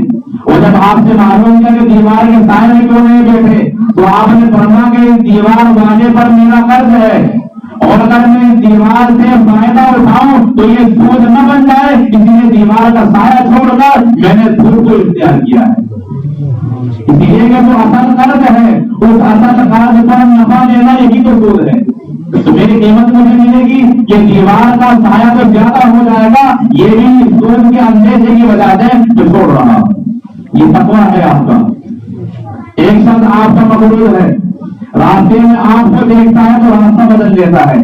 آپ فرمائیں گے میں نے دیکھ لے رہا ہوں، کہاں جا رہے ہو؟ اب وہ آیا شرمندہ ہوا کہ حضرت 10,000 درہم آپ کے میرے ذمہ قرض ہیں، میں وقت پر نہیں لوٹایا، میں شرمندہ ہوا اور میں نے راستہ بدل دیا. آپ نے فرمایا کہ راستہ بدلنے کی ضرورت نہیں ہے، میں نے وہ تمام کا تمام قرض تم سے معاف فرما دیا ہے. اور میری وجہ سے جو تمہیں پریشانی ہوئی اور تمہیں راستہ بدلنا پڑا اس پر میں تم سے معافی بھی مانگتا ہوں. یہ معیار ہے اور یہ اخلاق ہے ہمارے امام اعظم ابو حنیفہ علیہ الرحمہ کی. اور آپ کا تفقع جو آپ نے امت کے سامنے مسائل اور الجھے ہوئے مسائل کا جو حل کیا ہے، آپ اگر ان کا شمار کرنا چاہیں تو نہیں کر سکتے. اسی لیے آپ کی تعریفیں کی گئی ہیں. امام مالک علیہ الرحمہ جو دوسرے نمبر کے امام فرماتے ہیں، جب حضرت امام شافعی نے سوال کیا امام مالک سے امام ابو حنیفہ کے بارے میں، تو آپ نے فرمایا کہ امام ابو حنیفہ ایسے آدمی تھے کہ اگر وہ سکون کو یہ کہتے کہ سونے کا ہے تو اپنی دلیل سے سونے کا ثابت کر دیتے. یعنی ایسے دلائل ان کے پاس موجود تھے، ایسا علم ان کے پاس موجود تھا کہ اسے دلیل کی بنیاد پر سونے کا ثابت کر دیتے. یعنی کوئی بھی دعویٰ بغیر دلیل کے نہیں ہوتا تھا، پختہ دلیل آپ کے پاس موجود ہوا کرتی. اور امام شافعی علیہ الرحمہ فرماتے ہیں کہ تمام مجتہد اور تمام فقہا وہ سندھ میں قرآن و سنت سے مسائل نکالنے میں امام ابو حنیفہ کی اولاد کی طرح ہے. امام ابو حنیفہ کا مقام ایسا ہے جیسے باپ کا مقام ہوتا ہے. اور امام شافعی آگے کیا فرماتے ہیں کہ اگر کوئی انسان قرآن و سنت میں تفقہ حاصل کرنا چاہے، گہرائی حاصل کرنا چاہے، تو امام صاحب کے شاگردوں کی شاگردی اختیار کرے، اس کے بغیر وہ تفقہ حاصل نہیں کر سکتا. اور ایک روایت میں امام شافعی فرماتے ہیں کہ میں نے فقہ اور قرآن و سنت میں سمجھ بوجھ رکھنے والا امام اعظم ابو حنیفہ سے زیادہ فقیہ کسی کو نہیں دیکھا. اور امام احمد بن حنبل علیہ الرحمہ فرماتے ہیں سبحان اللہ، امام صاحب کا نام سبحان اللہ، کہ آپ کے مقام کو نہ کوئی تقوی کے اعتبار سے پہنچ سکا ہے، نہ کوئی فقہ کے اعتبار سے پہنچ سکا ہے، اور نہ علم کا معیار کسی کا امام صاحب جیسا ہے. تو بعد کے جو خلفائے ثلاثہ ہیں وہ امام اعظم ابو حنیفہ علیہ الرحمہ سے اس قدر عقیدت و محبت کرتے ہیں. اور دنیا میں بے شمار لوگ ہیں جو امام شافعی کی تقلید کرتے ہیں. امام شافعی علیہ الرحمہ جب امام صاحب کی قبر پر پہنچے اور پھر نماز کے وقت تو آپ نے نماز ادا کی، تو نماز میں اپنا مسلک چھوڑ دیا، امام اعظم ابو حنیفہ کے مسلک پر عمل کیا. اور جب لوگوں نے سوال کیا کہ آپ کا مسلک تو قنوت نازلہ پڑھنے کا ہے فجر کی نماز میں، وہ پورے سال پڑھتے ہیں، ہمارے یہاں حالات پر ہے، رسول اللہ نے ایک مہینے تک پڑھی بھی چھوڑ دی. بڑا قریب ان کے پاس بھی ہے، وہ الگ مسئلہ ہے. تو امام شافعی علیہ الرحمہ نے فرمایا کہ جو قبر کے اندر لیٹے ہوئے ہیں مجھے ان سے شرم آتی ہے کہ ان کے نزدیک ہوتے ہوئے میں ان کے مسلک کو چھوڑ کر اپنے مسلک پر عمل کروں. تو ایک امام جو مجتہد ہے، فقیہ ہے، اور جس کے دنیا میں مقلد موجود ہے، امام صاحب کی شرم وہ بھی کرتا ہے کہ اپنا مسلک چھوڑ کر امام صاحب کے مسلک کے مطابق بغیر قنوت نازلہ کے فجر کی نماز پڑھتا ہے. یہ مقام ہے امام اعظم ابو حنیفہ علیہ الرحمہ کا جو ائمہ ثلاثہ سے حاصل ہوتا ہے. تو اللہ تبارک و تعالیٰ نے آپ کو مقام کیسا دیا، آپ علمی اعتبار سے دیکھیں.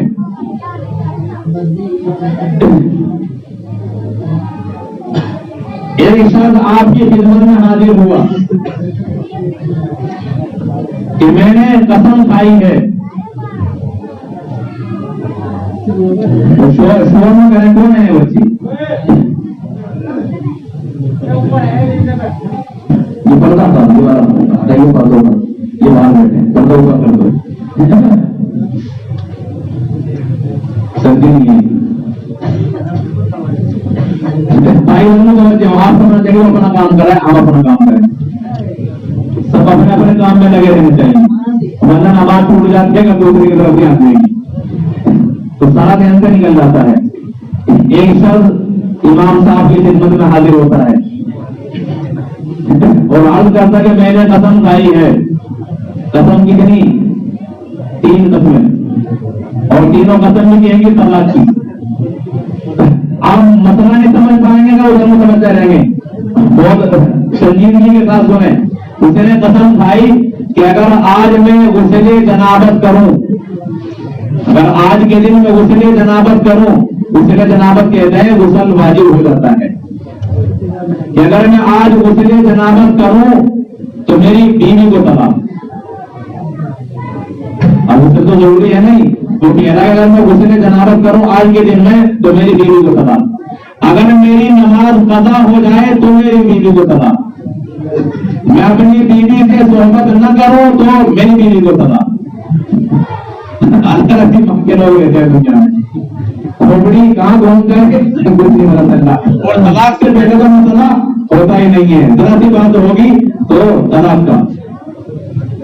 اب دیکھیں اگر آدمی اپنی بیوی سے صحبت نہیں کرتا تو طلاق ہو جاتی ہے، اور صحبت کرنے کے بعد اگر وہ غسل کرتا ہے تو طلاق ہو جاتی ہے، اور اگر وہ غسل نہیں کرتا پھر نماز قضا ہوگی تو نماز قضا ہوگی تب بھی طلاق ہو جاتی ہے. اب بتاؤ اس کے بچنے کی صورت کیا ہے؟ جو سوئے ہوئے ہیں وہ سوتے رہ جائیں گے، سمجھ میں نہیں آئے گا. سمجھ گئے سوال؟ سمجھ گئے؟ کوئی صورت ہے اس کے بچنے کی؟ کوئی صورت نہیں ہے. امام ابو حنیفہ علیہ الرحمہ نے فرمایا کہ آسان سی بات ہے، عصر کی نماز کے بعد اپنی بیوی سے صحبت کرے، مغرب کی نماز کے بعد غسل کرے، اور غسل کے بعد مغرب کی نماز پڑھے، اس کے بعد عشاء کی پڑھے. اب آپ اچھی طرح سمجھیں، جب اس نے عصر کے بعد اپنی بیوی سے صحبت کی تو جو قسم کھائی تھی کہ اگر میں صحبت نہ کروں تو طلاق، تو جب صحبت کر لی عصر کے بعد تو طلاق نہیں ہوئی. پھر اس نے قسم کھائی تھی اگر میں آج دن میں غسل جنابت کروں تو طلاق. آپ نے فرمایا کہ دن گزر گیا ہے، مغرب کے بعد غسل کیا ہے، دن گزر گیا، اس نے غسل جنابت کر لیا ہے، اب اس کی بیوی کو طلاق نہیں ہے. اور غسل کرنے کے بعد اس نے مغرب کی نماز پڑھ لی ہے، اس کے بعد عشاء کی پڑھ لی ہے، اس کی نماز بھی قضا نہیں ہوئی، لہٰذا اس کی بیوی کو طلاق نہیں ہوئی. اگر ہم جیسے ہوتے سن جاتے مسئلہ عقل تک نہیں جاتی. مجھے تعجب ہوتا ہے کہ جو آدمی ایک لفظ اردو کا نہیں پڑھ سکتا وہ امام صاحب پر تنگ کرتا ہے، وہ خود مجتہد بنا بیٹھا ہے، وہ خود فقیہ بنا بیٹھا ہے کہ مجھے کسی کی امام کی ضرورت ہی نہیں ہے. اس طرح آپ نے لوگوں کے مسائلوں کو حل کیا ہے. ایک مرتبہ ایک شخص نے آپس میں جب جھگڑا ہوا تو بیوی سے کہا جھگڑے کی حالت میں کہ اگر آج تم اس سے پہلے نہ بولی تو تجھے طلاق. آپ بیوی نے بھی قسم کھا لی ایسے کو ان کا جواب پتھر ہے. اب بیوی نے کیا کہا کہ اگر تم اس سے پہلے نہ بولا تو میرے تمام گناہ آزاد. اب آپ اندازہ لگائیں اگر بیوی پہلے بولتی ہے تو غلام آزاد ہو جاتے ہیں، اور شوہر پہلے بولتا ہے تو طلاق ہو جاتی ہے. یہ تو بھول جائیں گے آپ. سو کر بیدار ہے نا سر؟ ابھی سونے کا ٹائم نہیں ہوا، لوگ 12 بجے تک سو رہے ہیں، موبائل میں لگے رہتے ہیں. تو ٹائم کا تقاضا نہ کریں اور نہ گھنٹہ دیکھیں. میں بیٹھا ہوں مجھے دیکھیں گھنٹے کے نیچے اوپر ہے. بہرحال آپ اندازہ کریں اب کیا صورت ہوگی اس کی نکلنے کی. اب یہ مسئلہ امام اعظم ابو حنیفہ علیہ الرحمہ کے پاس آیا کہ حضرت میں کیا کروں، میں نے بھی قسم کھائی ہے، میری بیوی نے بھی قسم کھائی ہے، اگر میری بیوی پہلے بول جاتی ہے تو تمام غلام آزاد ہو جاتے ہیں، اور میں پہلے بولتا ہوں بیوی پہلے نہ بولے تو طلاق ہو جاتی ہے. امام صاحب نے فرمایا کہ تمہاری بیوی کو طلاق نہیں ہوئی، جاؤ اور اس سے بات کرو. اور پھر آپ نے جب سفیان ثوری نے کہا کہ آپ ہی ایسا مسئلہ بیان کر دیتے ہیں، آپ نے فرمایا کہ دیکھو پہلے مرد نے قسم کھائی، مرد نے قسم کھائی اگر تم مجھ سے پہلے نہ بولی تو تجھے طلاق. اس پر عورت نے جواب دیا کہ اگر تم مجھ سے پہلے نہ بولا تو میرے تمام غلام آزاد. جب عورت نے یہ جملہ کہا تو عورت کو بول لی، بول گئی نہیں. پہلے مرد نے کھایا، عورت نے بعد میں قسم کھائی ہے. جب عورت نے قسم کھا کر خطاب کیا ہے اپنے شوہر کو کہ اگر تو پہلے نہ بولا تو غلام آزاد، عورت تو بول لی، تو اب عورت کو طلاق نہیں ہوگی. ہم تو جا کے بول لے اس کے غلام بھی آزاد نہیں ہوں گے. یہ ہے امام صاحب کا دماغ. ہم سب مل کر بھی حل نہیں کر سکتے.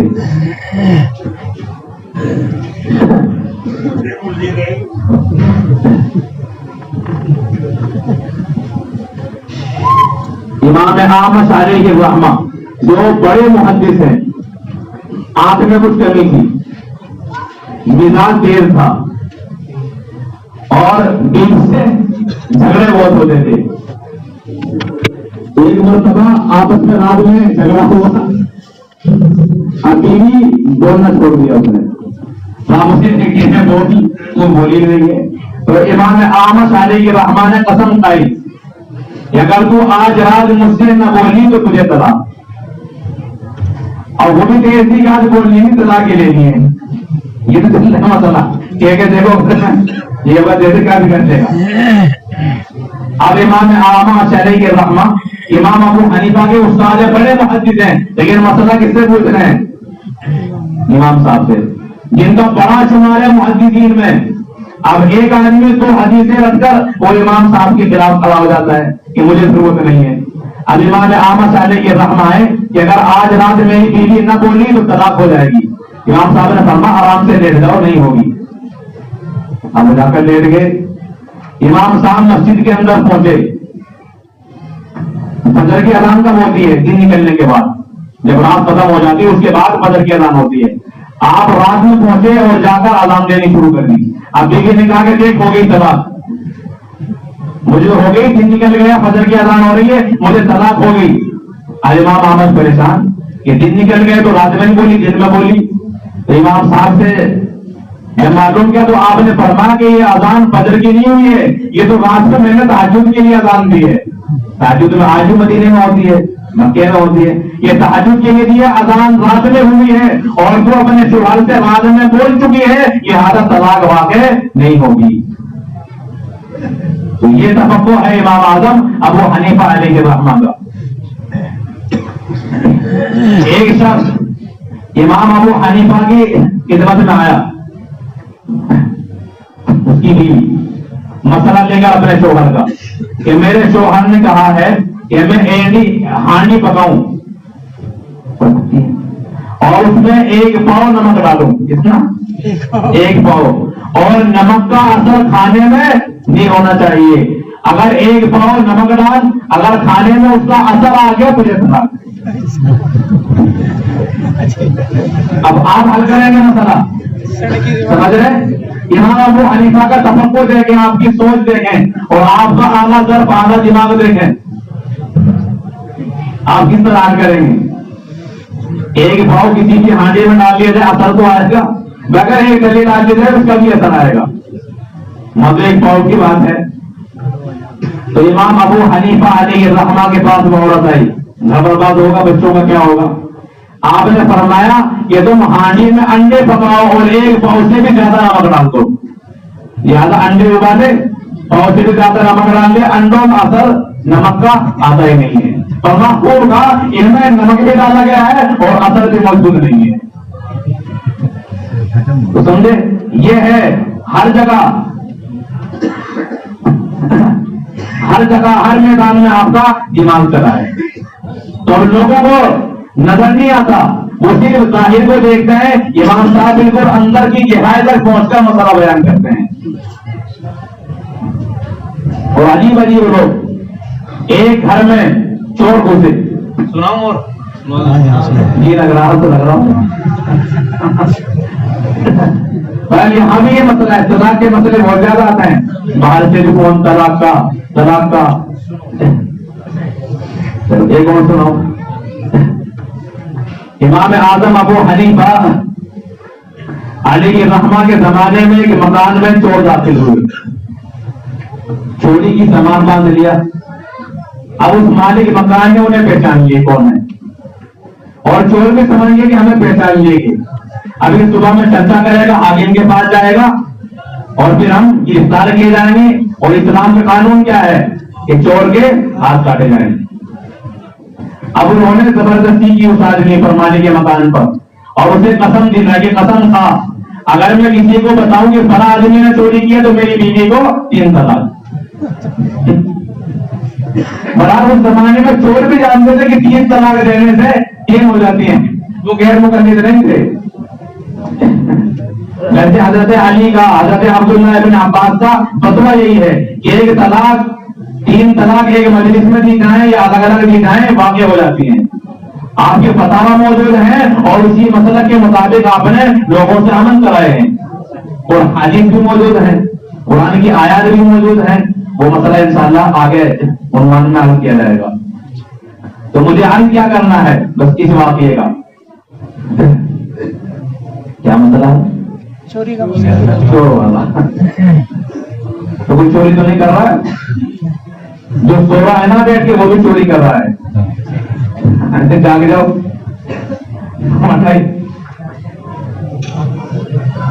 اب چوری کا صبح ہوئی, ابھی آدمی امام صاحب کے پاس آ گیا میرے گھر میں چوری کی ہوئی ہے اور میں چور کو پہچانتا ہوں. کہ بھائی بتا چور کو پہچانتا ہے کہ اگر میں چور کو بتاؤں تو بیوی کو 3 طلاق. کیا اگر وہ تو قسم دلوا کے گئے ہیں کہ اگر میں نے کسی کو بتا دیا کہ فلاں چور ہے تو میری بیوی کو 3 طلاق. یہ میں قسم کھا چکا ہوں. اب امام اعظم ابو حنیفہ علیہ الرحمہ نے فرما کے دیکھو, مسجد کے اندر آنا اور پھر محلے کے جو اوباش قسم کے لوگ تھے پتا رہتا ہے ہاتھ چلا کون کون ہے, کون کون بھنگ پی رہے ہیں, سب کی خبر ہے سب کو. کون کون سٹے پہ لگا, کون پتا بجا رہے ہیں, کون سٹے والے ہیں, سب کی خبر رہتی ہے محلے میں. کوئی سمجھتا ہے کسی کو نہیں پتا, سب کو پتا ہوتا ہے. تو اس طرح کے لوگوں سے مسجد کو بھر لیا گیا. اب امام صاحب نے فرمایا کہ دروازے بند کر دو, ایک دروازہ کھلا رکھو. اب ایک دروازہ کھلا رکھا. آپ دروازے میں عثمانی کے مکان کو لے کر کھڑے ہو گئے. فرمایا ایک ایک آدمی نکلتا جائے گا اور تم یہ کہتے جانا یہ نہیں ہے, یہ نہیں ہے, اور جب چور آئے تو چپ ہو جانا, پھر نہیں بتانا. ایسے لوگ نکل رہے ہیں, وہ کہہ رہا کہ یہ نہیں ہے, یہ بھی نہیں ہے, یہ بھی نہیں ہے. جب چور آئے تو چپ ہو گیا, میں تو نہیں بتاتا. ارے وہ چور چپ ہو گیا تو ان لوگوں کی گرفتار کرنے میں یہ ہے چور, چوری کرنے والے. تو اس طرح وہ پکڑے بھی گئے اور طلاق ہونے سے بھی بچ گئے. اسی لیے کہ اس نے بتایا ہی نہیں, وہ تو خاموش کھڑا ہے, ان کا نام نہیں لے سکتا. تو یہ امام صاحب کی تدبیر ہے کہ آپ نے چور کو بھی پتہ لگایا ہے اور ساتھ ساتھ آپ نے طلاق کے بھی بتایا ہے. ایک مرتبہ حمام میں 2 آدمی داخل ہوئے. حمام کہتے ہیں گرم پانی کرنے کا ہوتا ہے, نہانے کے لیے الگ ہوتے ہیں جگہ. 2 آدمی آئے, جو حمامی تھا پانی گرم کرنے والا, اس کے بعد اپنا سامان رکھ دیا دونوں نے. دونوں ساتھی تھے, دونوں نہانے لگے. ایک نہا باہر نکلا, اپنا سامان لیا اور سارا سامان لے کر چلا گیا. اب دوسرا نکل کر گیا سامان دو. یہ تو تمہارا ساتھی تھا وہ لے کے چلا گیا ہے, چلا کے نہیں چاہیے اسے کیوں دیا سارا, آدھا اسے دیتے آدھا مجھے. اب اس نے مقدمہ کر دیا. قاضی نے کہا کہ جب سامان دونوں نے رکھا تھا تو دونوں کی موجودگی میں دینا چاہیے تھا. تم نے ایک آدمی کو سامان کیوں دیا ہے, لہٰذا تم پر تاوان لازم ہے, آپ دنڈ ادا کرو اور اس کا سامان دو. ابھی آدمی غریب تھا, جو آدمی لکڑی ٹھوک رہا ہو, لوگوں کے لیے پانی گرم کر رہا ہو, اس کی حیثیت کیا ہوگی. اب وہ امام اعظم ابو حنیفہ کے پاس آیا کہ یہاں کھانے کے لیے نہیں ہے, جرمانہ کہاں سے دوں گا. آپ نے فرمایا کہ عدالت کے اندر جا کر دوں میں تمہارا سامان دینے کے لیے تیار ہوں, لیکن دوں گا دونوں کی موجودگی میں. اپنے ساتھی کو ڈھونڈ کے لے آؤ, دونوں موجود ہوں گے, تمہارا سامان دے دوں گا. ایک آدمی کو تمہارے اصول کے مطابق نہیں دے سکتا, ایک کو دے کے تو بتاؤں اسے دے دوں گا, پھر دوسرے کا کیا ہوگا. لہٰذا قاضی, اب قاضی بھی پریشان ہے. اب قاضی نے کہا کہ ٹھیک ہے اپنے ساتھی کو ڈھونڈ کے لاؤ, تمہارے دونوں کی موجودگی میں دیا جائے گا. اسی لیے کہ قاضی کا پہلا فیصلہ یہی تھا, ایک کو دیا کیوں ہے. اب وہ اپنے ساتھی کو ڈھونڈ نہیں پایا اور یہ مظلوم پھنس گیا تھا, اس کی جان بچی. حالانکہ فیصلہ کیا ہونا چاہیے تھا قاضی کا, اسے انکوائری کرانی چاہیے کہ اس کو تلاش کیا جاتا. پر حکومت چور کو تلاش کرے گی یا ڈنڈ رکھے گی دوسروں پر. اب وہ چور کو تلاش نہیں کر رہا ہے, اس مظلوم آدمی پر اور تاوان رکھ رہا ہے کہ یہ دے گا.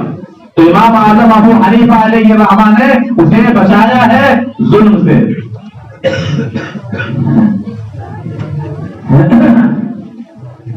بہرحال ایک آیا مور والا, مور کی بات سنو. مور کی میں نے مور پال لیا, لیکن مور کوئی چوری کر کے لے گیا ہے. میں تو بڑی محنت سے پالا ہے، بچہ تھا، کھلاتا رہا پلاتا رہا، بڑا ہوا تو چلے کے بھاگ گیا، چوری ہو گیا۔ آپ نے فرمایا کہ ٹھیک ہے، آپ نماز میں، لوگوں نماز کا اہتمام تھا، آج کی طرح نہیں تھے، لوگ نماز کے پابند تھے اس زمانے میں۔ تو امام اعظم ابو حنیفہ علیہ رحمہ کڑے فرمایا کہ لوگ اپنے پڑوسی کا مور چراتے ہیں اور مور کا پر ان کے سر پر رکھا ہوا ہے۔ اب اس نے چھوڑنا شروع کیا کہ دیکھے کیا ہے، بچنا کی دیکھیے افطار کرو، یہ چھوڑ۔ تو اس طریقے سے آپ نے چور کی بھی خبر لگائی ہے۔ عجیب عجیب مسائل آپ کے پاس آئے۔ ایک آدمی آیا کہ حضرت میں نے اپنے گھر میں کچھ مال رکھا تھا، مجھے مل نہیں رہا ہے، پتہ نہیں کہاں رکھ کے بھول گیا۔ آپ نے فرمایا مسئلہ قرآن میں توڑا ہی ہے، قرآن کی آیت بتائے گی کہ تو بڑا جگہ ڈھونڈ لے، یہ کوئی حدیث پر ہی مسئلہ لے کے آؤ، کوئی اور چارہ نہیں ہے، مجھے تو پانی آپ کچھ بتا دیں تاکہ مل جائے۔ آپ نے فرمایا کہ نماز پڑھنی شروع کر دو۔ اب وہ آدمی نے نماز کی نیت باندھی، نماز پڑھنی شروع کر دی، چوتھائی رات بھی نہیں گزری اسے یاد آ گیا۔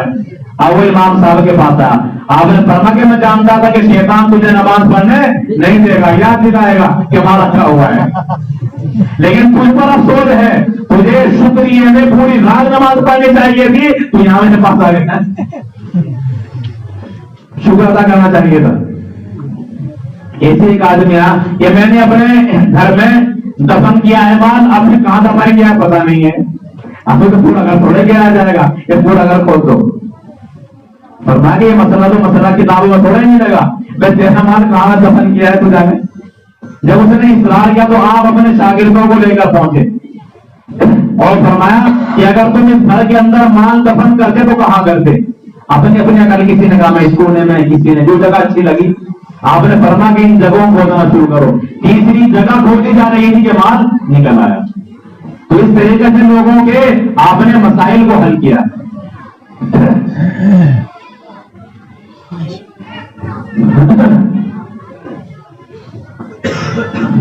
ایک مرتبہ آپ سے سوال کیا گیا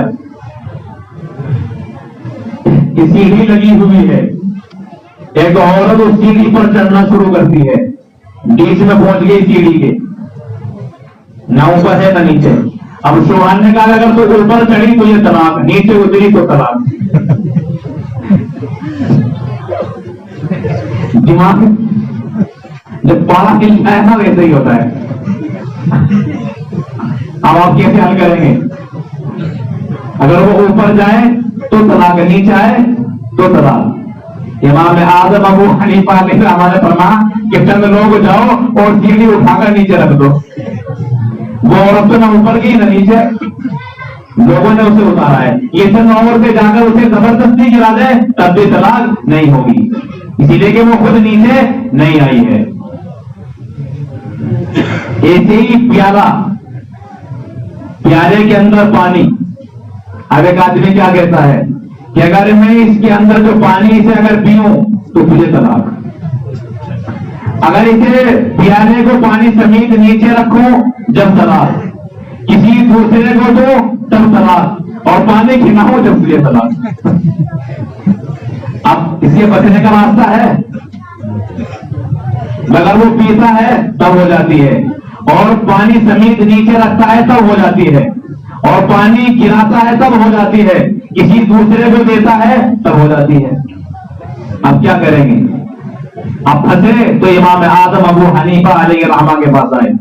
آپ نے فرمایا کہ پیالے کے اندر روئی ڈال دو۔ اب پیالے کے اندر روئی ڈالے گی، سارا پانی اس نے پی لیا، اور جب پانی روئی نے پی لیا تو پانی لے لیا، وہ فرما گیا پیالہ نیچے رکھو۔ اور جب اس نے پیالہ نیچے رکھا تو طلاق واقع نہیں ہوئی، اس لیے کہ پانی سمیت اگر میں رکھوں گا تب طلاق ہوگی، اور یہاں پانی سمیت نہیں رکھا گیا اور پانی کو کھلانا بھی نہیں پڑا بلکہ وہ روئی کے اندر موجود ہے۔ تو اس ترتیب سے امام اعظم ابو حنیفہ علیہ رحمہ نے طلاق سے بچایا ہے۔ جو امام صاحب کے قدموں کی دھول نہیں ہے وہ تنگ کرتے ہیں، عجیب معاملہ ہے، یہ حاسدین کا معاملہ ہے۔ امام صاحب کے اس زمانے میں بھی بہت سے حاسدین تھے، حتیٰ کہ امام اوزاعی علیہ رحمہ جو بہت بڑے امام ہیں شام کے اندر موجود تھے، آپ کو بھی امام اعظم ابو حنیفہ کے متعلق غلط خبریں پہنچائی گئی. تو عبداللہ ابن مبارک علیہ الرحمہ جب کوفے سے امام ابو حنیفہ کے پاس سے امام اوزاعی کے پاس پہنچے تو امام اوزاعی نے فرمایا کہ یہ کوفے میں کون ہے ابو حنیفہ جو بدعت پھیلا رہا ہے, پتہ نہیں کیسی کیسی بات بیان کرتا ہے. تو حضرت عبداللہ ابن مبارک فرماتے میں نے کوئی جواب نہیں دیا, میں اپنے کمرے پر آ گیا. اب میں نے بات کچھ مسائل لکھے ہوئے تھے امام اعظم ابو حنیفہ کے, اور اوپر لکھا ہوا تھا قال النعمان, ابو حنیفہ نہیں بلکہ نعمان لکھا ہوا تھا. تو فرماتے کہ میں امام اوزاعی کی خدمت میں پہنچا, میں نے وہ رسالے دیے. جب امام اوزاعی نے پڑھنا شروع کیا تو پورا پڑھا اور پڑھا کہ نعمان کون ہے, یہ تو اعلیٰ درجے کے شیخ ہیں. عبداللہ بن مبارک فرماتے میں نے کہا کہ یہ نعمان وہی ہے جنہیں لوگ ابو حنیفہ کہتے ہیں اور جن کو آپ مبتدی کہہ رہے تھے. امام اوزاعی علیہ الرحمہ نے فرمایا کہ میں غلط تھا. اور پھر امام اوزاعی کی جب ملاقات ہوئی مکہ مکرمہ میں امام اعظم ابو حنیفہ سے, عبداللہ ابن مبارک فرماتے کہ میں بھی وہاں موجود تھا. جب مسائل میں گفتگو ہوئی تو امام اعظم ابو حنیفہ نے ہر مسئلے کو دلیل سے ان کا تقریر کے ساتھ ثابت کیا. اور جب آپ واپس گئے تو امام اوزاعی نے مجھ سے فرمایا کہ میری رائے ان کے بارے میں غلط تھی, ان کا علم اتنا اعلیٰ درجے کا ہے کہ ان کے علم کی وجہ سے لوگ حاصل بن گئے ہیں اور اس حدت کی وجہ سے غلط باتیں آپ کی طرف منسوخ کرتے ہیں. تو آپ کے کمال کو امام اوزاعی علیہ الرحمہ نے سراہا ہے. تو بہت سے حاصلین تھے. ایک قاضی ہیں قاضی ابن ابی لیلہ, یہ اعلیٰ درجے کے قاضی تھے, بہت بڑے اموی خلافت میں. ایک مرتبہ باغ میں پہنچے, باغ میں عورتیں گا رہی تھی, گانے گائے جا رہے. امام اعظم ابو حنیفہ بھی باغ کے اندر پہنچے. اب عورتوں نے گانا بند کر دیا. اب امام اعظم ابو حنیفہ علیہ السلام نے فرمایا تم عورتوں نے خوب کیا. اب قاضی ابن ابی لیلہ نے کہا کہ دیکھو تم نے ایک فسق کی, ایک گناہ کی تعریف کی ہے اور ایک گناہ کو سراہا ہے, تم پر مقدمہ چلایا جا سکتا ہے. امام اعظم ابو حنیفہ علیہ الرحمہ نے فرمایا کہ میں نے یہ جملہ کب کہا, جب وہ قالگی تھی تھا یہ ان کے خاموش ہونے کے بعد. خاموش ہونے کے بعد کیا فرمایا, جملہ کیا تھا کہ تم عورتوں نے خوب کیا. تو امام ابو حنیفہ نے فرمایا جب وہ عورتیں خاموش ہو گئی گانا چھوڑ کر تو انہوں نے اچھا کیا ہے برا کیا ہے. تو وہ عورتیں خاموش ہوئی ہیں, ان کے خاموش ہونے پر میں نے کہا کہ انہوں نے اچھا کیا, گانے پر نہیں کیا. تو امام صاحب کے زمانے کے قاضی ابن ابی لیلہ امام صاحب کی بات آسانی سے سمجھ نہیں پائے, آج کا غیر مقلد کس طرح سمجھ سکتا ہے. وہاں تک عقل کی رسائی نہیں ہوتی اور اعتراض ابو حنیفہ پر کر دیا جاتا ہے. تو اس طرح امام اعظم ابو حنیفہ علیہ الرحمہ نے امت کے سامنے بے شمار مسائل بھی بیان فرمائے ہیں جن کی تعداد لوگوں نے علیحدہ علیحدہ لکھی ہے. اور ایک روایت یہاں تک ہے کہ 12,90,000 مسائل آپ نے خود لکھوائے ہیں. تو آپ نے قرآن و سنت سے اصول بھی نکالے, ان اصولوں کے تحت مسئلہ نکالا جائے گا, اور پھر لوگوں کے سامنے اصول بیان بھی کیے ہیں اور پھر ان اصولوں سے مسئلے نکالے بھی ہیں اور پھر ان مسائل کو آپ نے لکھوایا بھی ہے. اسی لیے امام سیوطی علیہ الرحمہ فرماتے ہیں اول من دون علم الشریعہ ابو حنیفہ, کہ سب سے پہلے جس نے علم فقہ کو مدون کیا ہے وہ امام اعظم ابو حنیفہ علیہ الرحمہ ہے. اجتہاد مسائل صحابہ کے زمانے میں بھی نکالے جاتے تھے, رسول اللہ کے زمانے میں بھی, لیکن لکھا ہوا کسی کے پاس نہیں تھا. مسئلہ معلوم کر لیا, بس مسئلہ معلوم کر لیا بس کافی ہو گیا. لیکن آنے والی نسلیں ان مسائل کو یاد میں رکھیں, یہ کام کسی نے انجام نہیں دیا. امام اعظم ابو حنیفہ نے تمام مسائل کو لکھوا کر کے امت کے سامنے پیش فرمایا ہے اور پوری دنیا آج ان سے دیکھ دیا ہے. اسی لیے تو امام شاہ فرماتے ہیں کہ ان کا مقام باپ کا اور باقی لوگوں کا مقام وہ اولاد کی طرح کا ہے. اسی لیے کہ لکھوایا سب سے پہلے امام ابو حنیفہ نے, کسی نے مسئلے لکھ کر نہیں دیے. خلفائے راشدین ہیں, ان کے اجتہادات ہیں, ان کے مسائل ہیں, لیکن وہ لکھے ہوئے کسی کے پاس نہیں. کسی بھی صحابی کے مسئلے لکھے ہوئے نہیں ہیں کہ انہوں نے پوری شریعت لکھ کر کے دی ہو.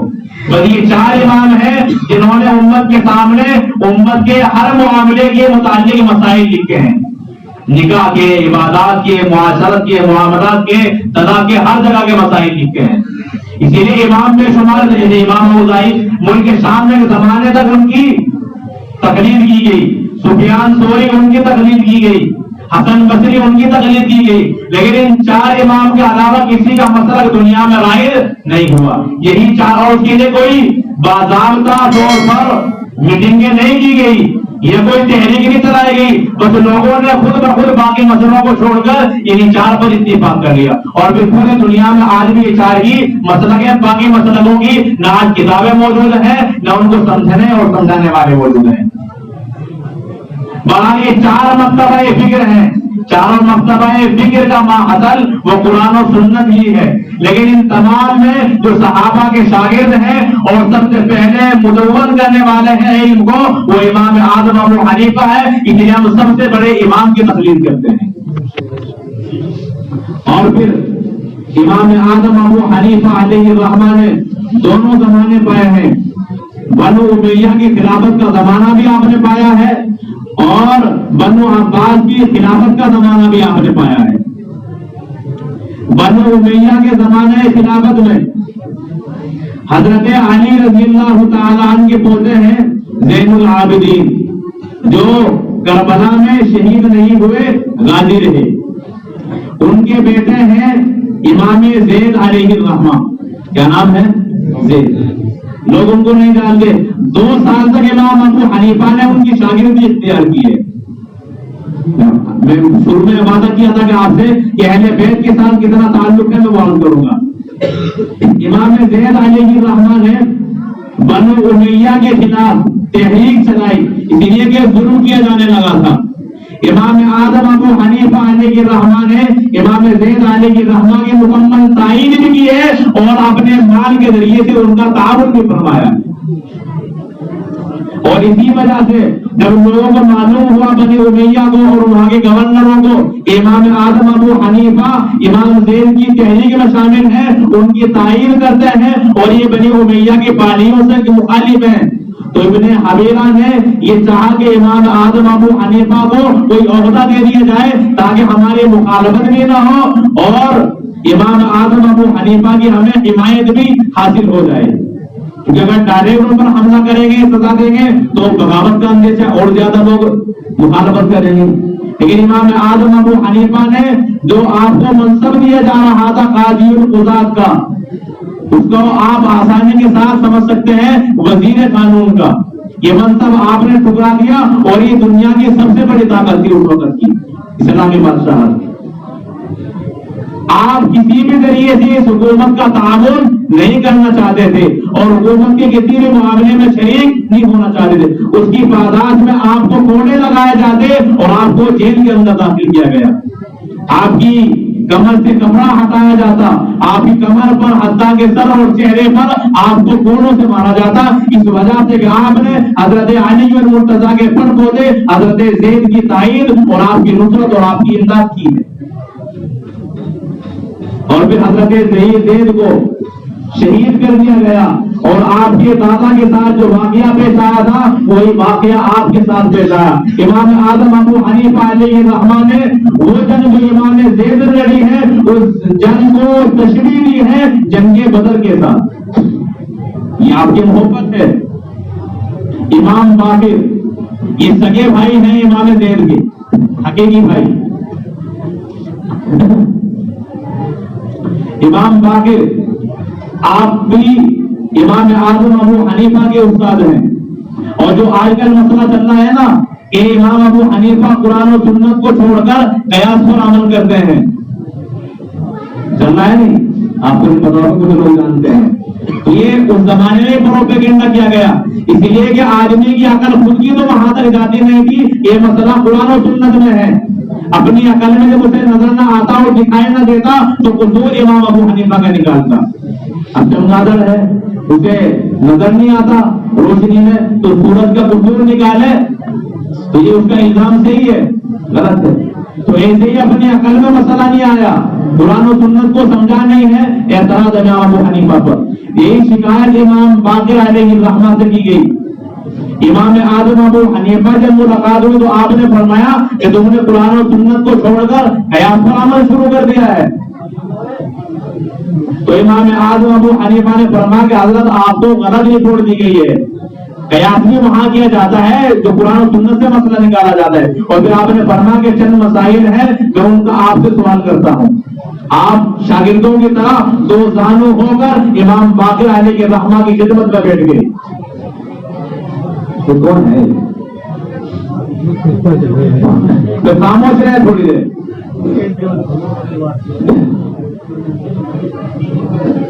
بہرحال جو ہمارے پڑوسی ہیں وہ پانچواں امام مانتے ہیں امام باقر کو. اب ہماری محبت دیکھیں اہل بیت سے, ہم امام باقر کو اپنا امام نہیں بلکہ آپ کے شاگردوں کو بھی اپنا امام مانتے ہیں. یہ ہمارا تعلق ہے, ہمارے امام کا تعلق ہے. کچھ لوگ وہ ہیں جو صحابہ کا انکار کرتے ہیں اور کچھ وہ ہیں جو اہل بیت کا انکار کرتے ہیں, لیکن ہمارا تعلق نبی کے صحابہ کے ساتھ بھی ہے اور نبی کے گھرانے کے ساتھ بھی ہے. اس لیے خود آپس کی محبت ہے جو قرآن بیان کرتا ہے. قرآن کیا کہتا ہے وَحَمَاهُ بَيْنَهُمْ کہ جو آپ کے ساتھی ہیں وہ تمام کے تمام ایک دوسرے کے ساتھ محبت کرنے والے ہیں, رحم بھی ہیں. قرآن کی اس آیت کے ہوتے ہوئے کسی اختلاف کا اگر کوئی ذکر کرے گا تو وہ ردی کے ٹوکرے میں پھینک دیا جائے گا, چاہے وہ کسی بھی بڑی تواریخ میں لکھا ہوا موجود ہو. بہرحال امام اعظم ابو حنیفہ علیہ الرحمہ نے فرمایا کہ میرا پہلا سوال یہ ہے کہ پیشاب زیادہ ناپاک ہے یا منی زیادہ ناپاک ہے. منی جس سے بچہ بنتا ہے, انسان وجود میں آتا ہے. تو امام باقر علیہ الرحمہ نے فرمایا کہ پیشاب زیادہ ناپاک ہے, منی کم ناپاک ہے. وجہ کیا ہے کہ اس سے ایک انسان بنتا ہے. امام ابو حنیفہ علیہ الرحمہ نے فرمایا کہ دیکھو پیشاب کے نکلنے سے وضو واجب ہوتا ہے, غسل واجب نہیں ہوتا, اور منی کے نکلنے سے غسل واجب ہوتا ہے لیکن پیشاب کے نکلنے سے غسل واجب نہیں ہوتا. جبکہ ناپاک زیادہ کیا ہے پیشاب. اگر میں عقل چلاتا, قیاس چلاتا تو میں یہ کہتا کہ پیشاب نکلنے سے غسل واجب ہوگا اور منی نکلنے سے غسل واجب نہیں ہوگا, بس وضو کی ضرورت ہوگی. سمجھ گئے؟ لیکن میں نے اپنی عقل نہیں چلائی, قیاس کو چھوڑ دیا, اس لیے کہ اللہ کے رسول صلی اللہ علیہ وسلم نے اور قرآن کریم میں منی نکلنے پر غسل کو واجب قرار دیا گیا ہے, پیشاب کے نکلنے پر نہیں. سمجھے آپ؟ اب آپ نے قیاس پر عمل کیا. قیاس کیا کہتا ہے کہ غسل واجب منی سے نہیں بلکہ پیشاب سے ہونا چاہیے, منی سے نہیں ہونا چاہیے. لیکن آپ نے قیاس کو چھوڑ دیا رسول اللہ کے فرمان کی وجہ سے, قرآن و سنت کی وجہ سے. پھر آپ نے فرمایا کہ دوسری بات, میرا سوال یہ کہ مرد زیادہ طاقتور ہے یا عورت زیادہ طاقتور ہے. آپ نے فرمایا کہ مرد زیادہ طاقتور ہے. الرجال قوامون علی النساء, اللہ نے انہیں فضیلت بھی دی ہے, اور عورت کمزور ہوتی ہے. پھر آپ نے فرمایا کہ دیکھو میراث میں مرد کا حصہ 2 گنا ہے, للذکر مثل حظ الانثیین. ایک مرد کو اگر 2 روپے میراث میں مل رہے ہیں تو اس کی بہن کو, عورت کو 1 درہم دیا جائے گا, آدھا حصہ ہے. آپ نے فرمایا کہ اگر میں قیاس کرتا تو پھر میں مسئلہ یہ بیان کرتا کہ عورت کمزور ہے اسے زیادہ دیا جائے اور مرد طاقتور ہے اسے کم دیا جائے, وہ اپنی طاقت سے کما سکتا ہے. لیکن قرآن کی وجہ سے میں نے قیاس کو چھوڑ دیا ہے اور میں نے مسئلہ قرآن والا لیا ہے کہ عورت کا آدھا ہوگا اور مرد کا ڈبل ہوگا. یہ فرما کے تیسرا سوال یہ ہے کہ نماز کا مقام زیادہ ہے یا روزے کا مقام زیادہ ہے. کیا ہے نماز کا؟ بھائی نماز تو سب سے پہلے ہے. نماز امام باقر نے فرمایا کہ نماز کا مقام سب سے بڑا ہے, روزہ کا مرتبہ بعد کا ہے. تو آپ نے فرمایا کہ ماہواری کی حالت میں, حیض کی حالت میں عورت نماز بھی نہیں پڑھتی, روزے بھی نہیں رکھتی, لیکن اصول کیا ہے کہ وہ بعد میں نماز کی قضا نہیں کرتی, روزے کی قضا کرتی ہے. قضا کہے گی ہے روزے کی, نماز کی قضا نہیں ہے. آپ فرماتے ہیں کہ اگر میں قیاس کرتا تو پھر میرا مسئلہ یہ ہوتا کہ نماز زیادہ اہم ہے, قضا نماز کی کرے گی, پاک ہونے کے بعد روزے کی قضا نہیں کرے گی. لیکن روزے کی قضا کرے گی اور نماز کی قضا نہیں کرے گی، اسی لیے کہ قرآن و سنت میں یہی مسئلہ بیان کیا گیا. تو میں قیاس پر عمل نہیں کرتا، قرآن و سنت پر عمل کرتا ہوں. جب امام باقر علیہ الرحمہ نے سنا تو آپ نے امام اعظم ابو حنیفہ کی پیشانی کو چوم لیا اور آپ کی پیشانی پر بوسہ دیا. تو میرے امام کو یہ فضیلت حاصل ہے کہ پانچویں شیعوں کے امام بھی میرے امام ابو حنیفہ علیہ الرحمہ کی پیشانی کو بوسہ دیتے ہیں، کیونکہ آپ استاد بھی ہیں اور یہ سند ہے ہماری کہ امام اعظم ابو حنیفہ کے مسلک پر ہم عمل اس لیے کرتے ہیں کہ امام باقر علیہ الرحمہ جن کو شیعہ بھی امام مانتے ہیں، اہل سنت بھی امام مانتے ہیں، انہوں نے پیشانی پر بوسہ دے کر امام اعظم کے مقام کو بلند کیا ہے. ابھی تک گنجائش رہ جاتی ہے، اس سے بڑے سند کسی کو مل سکتی ہے؟ کوئی مجھے دنیا میں ایسا امام دیا ہے جسے اہل بیت سے حضرت فاطمہ رضی اللہ عنہا کی اولاد نے بوسہ دے کر لوگوں کے اندر مقبول کرایا ہو؟ کوئی نظر نہیں آئے گا. تو دونوں بھائیوں کے ساتھ آپ کا تعلق ہے. آپ کو ضرورت کیا ہے؟ امام باقر کو مانتے، امام زید کو نہیں مانتے. تو عجیب الجن ہے. اور ان لوگوں کی حالت ہے جو دعویٰ کرتے ہیں اہل بیت سے محبت کا. ہماری محبت دیکھیں، زید العابدین کے فرزند حضرت زید کو بھی مانتے ہیں اور دوسرے بیٹے امام باقر کو بھی مانتے ہیں. دونوں سے ہمارا تعلق ہے، دونوں ہمارے سر کے تاج ہیں. لیکن لوگ محبت کا دعویٰ بھی کرتے ہیں، ایک کو چھوڑ دیتے ہیں اور ایک کو لے لیتے ہیں، اسی لیے کہ آنکھ ان کی ایک ہے. ہمیں اللہ نے دو آنکھیں دی ہیں، ہمیں حضرت زید بھی نظر آتے ہیں، حضرت امام باقر بھی نظر آتے ہیں. اور جن کے پاس آنکھ ایک ہے انہیں زید نظر نہیں آئیں گے، صرف باقر نظر آئیں گے. یہاں کی کمی ہے. اللہ کا احسان ہے کہ اللہ نے ہمیں دونوں آنکھیں عطا فرمائی ہیں.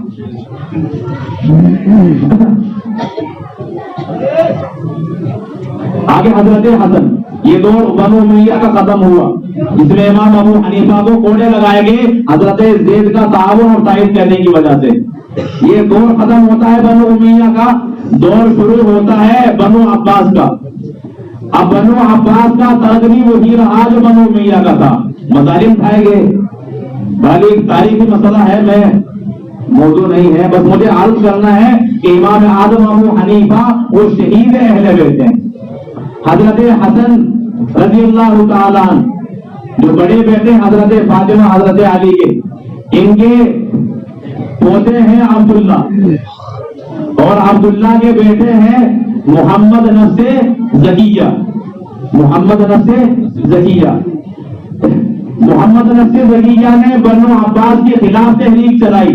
امام اعظم ابو حنیفہ علیہ الرحمہ نے محمد نفس زکیہ کا ساتھ دیا، اور جب وہ شہید کر دیے گئے تو محمد نفس زکیہ کے دوسرے بھائی ابراہیم بن عبداللہ نے تحریک چلائی. امام اعظم ابو حنیفہ علیہ الرحمہ نے ان کی تائید بھی کی، اور جب بنو عباس کو معلوم ہوا امام ابو حنیفہ تائید کرتے ہیں اہل بیت کی اور حضرت فاطمہ کی اولاد کی، تو ان لوگوں نے امام اعظم ابو حنیفہ کو قید میں ڈال دیا، اور پھر جیل میں داخل کرنے کے بعد آپ کو گرفتار کر کے بغداد بھیجا گیا، اور پھر جیل میں آپ کو زہر دے کر آپ کو شہید کیا گیا. اس طرح حضرت حسن کو زہر دیا گیا ہے. اسی طریقے سے حضرت امام اعظم ابو حنیفہ علیہ الرحمہ کو حضرت فاطمہ کی اولاد کا، حضرت حسن حسین کی اولاد کا ساتھ دینے کی وجہ سے آپ کو جیل میں داخل کیا گیا، اور پھر آپ کو قید کر کے زہر دیا گیا، اور اسی وجہ سے 150 ہجری میں آپ کی وفات ہوئی ہے. یہ شہادت کا مقام. اب کوئی شہید کربلا ہے، کوئی شہید مسجد نبوی ہے، کوئی شہر مدینہ ہے، کوئی شہید بدر ہے، تو امام اعظم ابو حنیفہ شہید اہل بیت ہیں.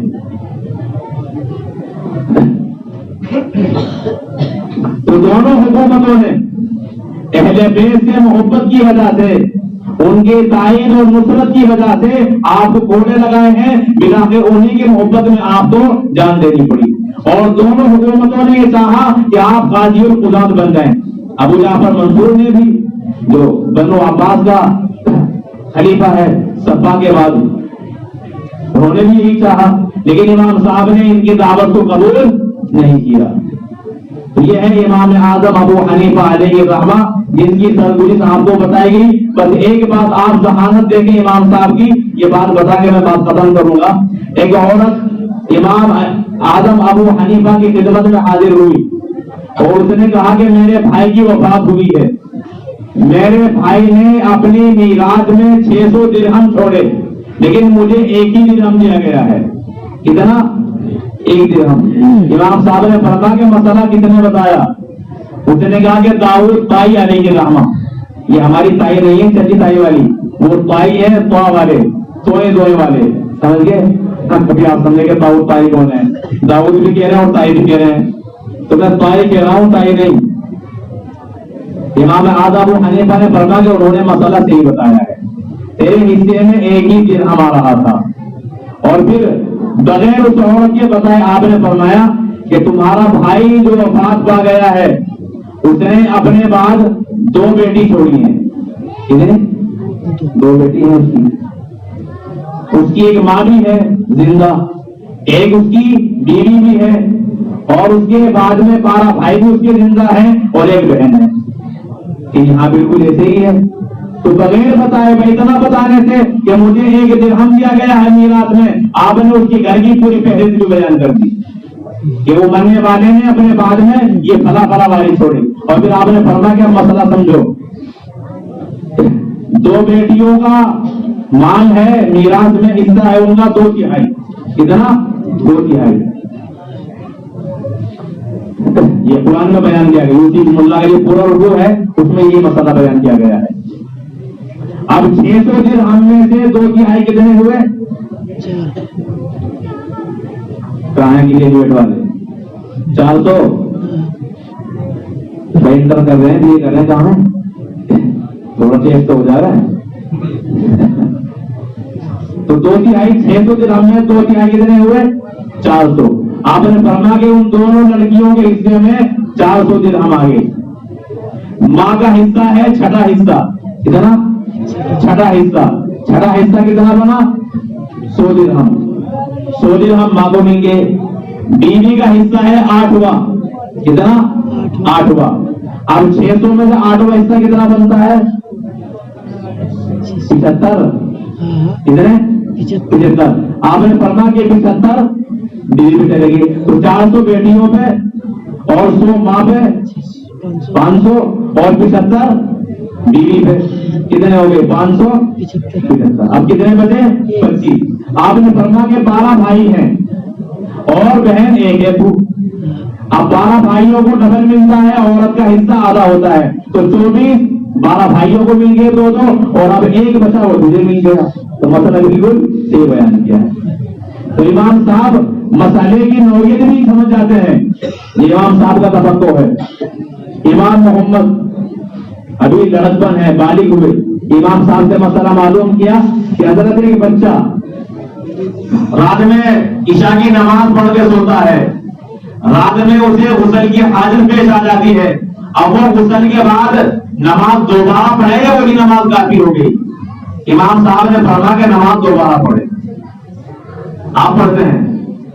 آپ عشاء کی نماز پڑھ کے سوئیں، غسل کی ضرورت پیش آ جائے تو عشاء کی نماز دوبارہ پڑھیں گے؟ کوئی نہیں پڑھتا۔ لیکن امام صاحب نے کیا مسئلہ بیان کیا کہ نماز دوبارہ پڑھیں۔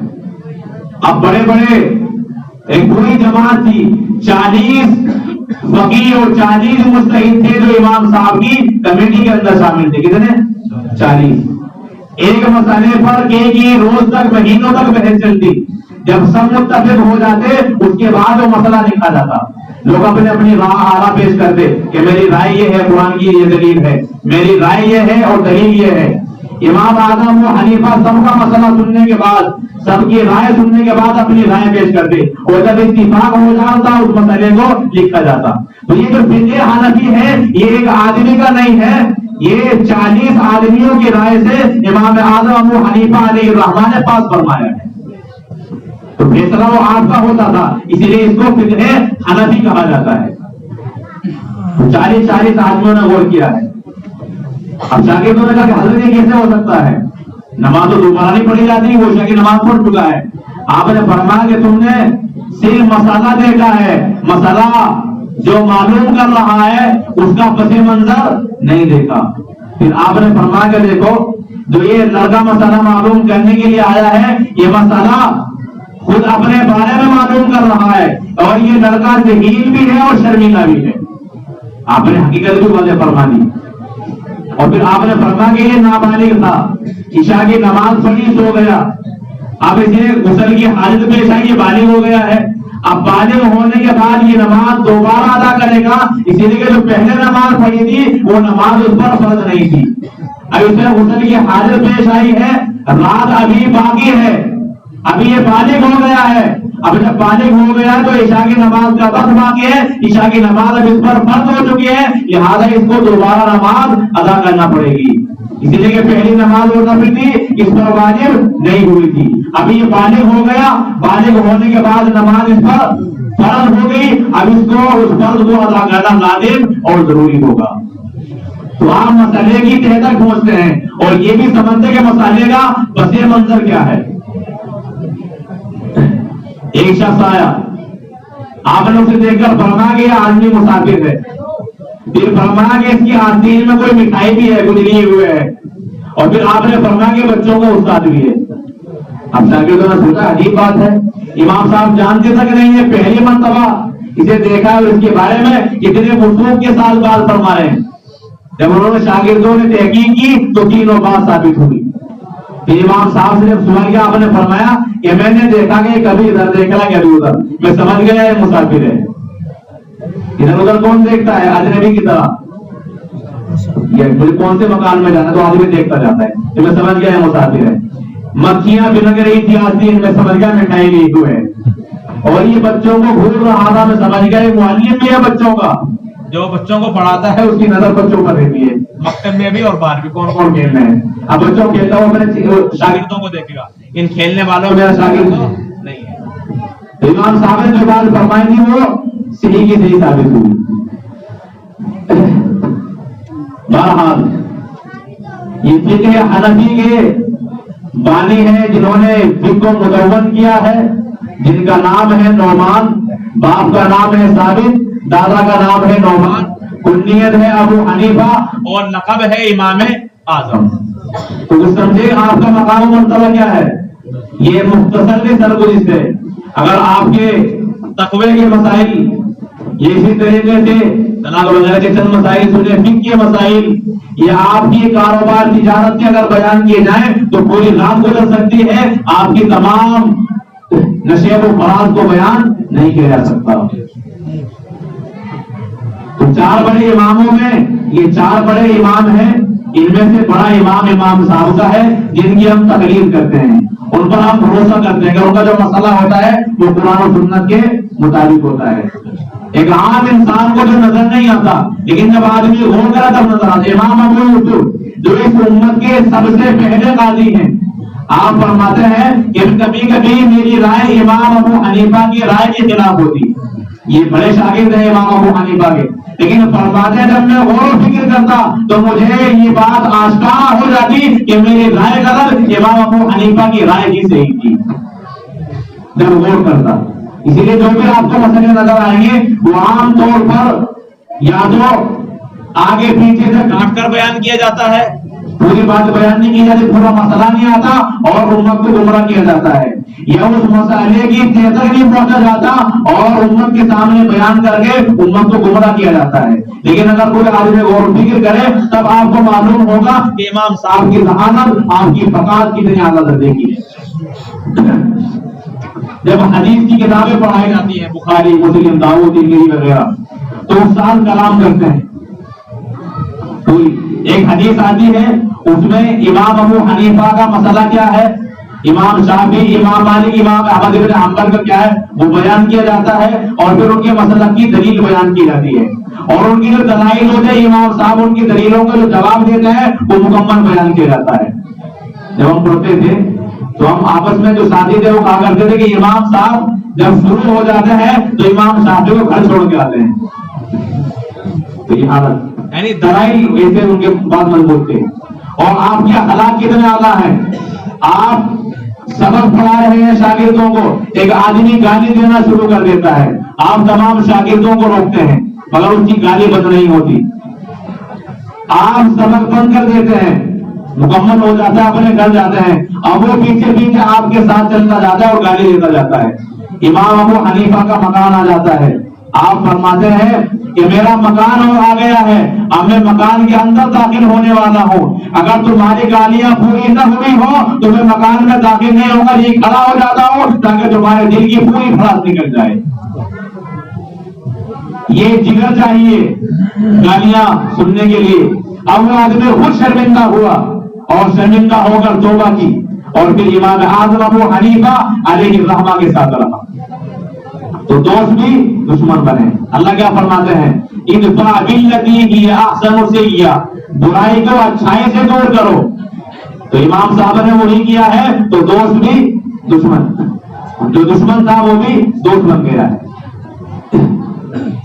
इसीलिए अगर आपके अखलाक पर बात की जाए तो उस पर भी मुकम्मल गुफ्तगू और मुकम्मल वक्त चाहिए, लेकिन वो है नहीं आपके पास या मेरे पास नहीं है।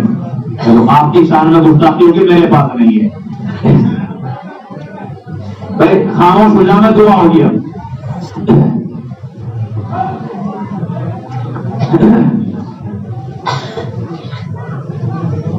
इन्हें चुप कराओ, कौन है? आप भी सही होके बैठ जाओ, दुआ की दुआ इस तरह दुआ में बैठते हैं।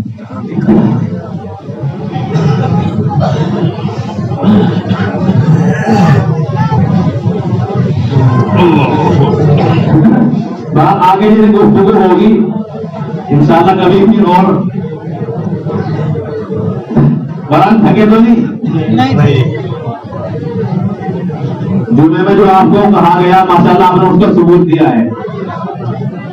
भाई बच्चे कौन है? तो चुप हो जाओ थोड़ी देर के लिए। भाई बच्चों को आना बंद करो, ये बंद करना पड़ेगा ऊपर वाला मामला। भाई ये नीचे वाला ही ठीक है, ऊपर वाला बंद कर देंगे, खत्म हो जाएगा।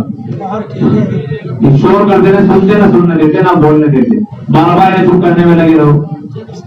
बारी ठीक है जी।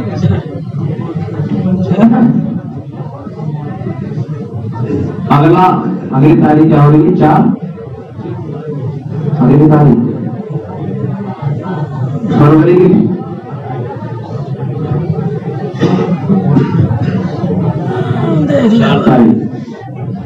फरवरी की 4 तारीख में होगा अगला प्रोग्राम। सब आओगे इंशाअल्लाह।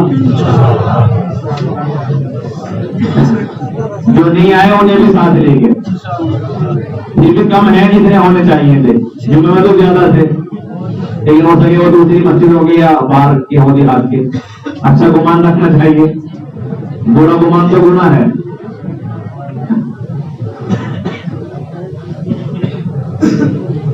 तो नाम क्या है इमाम साहब का?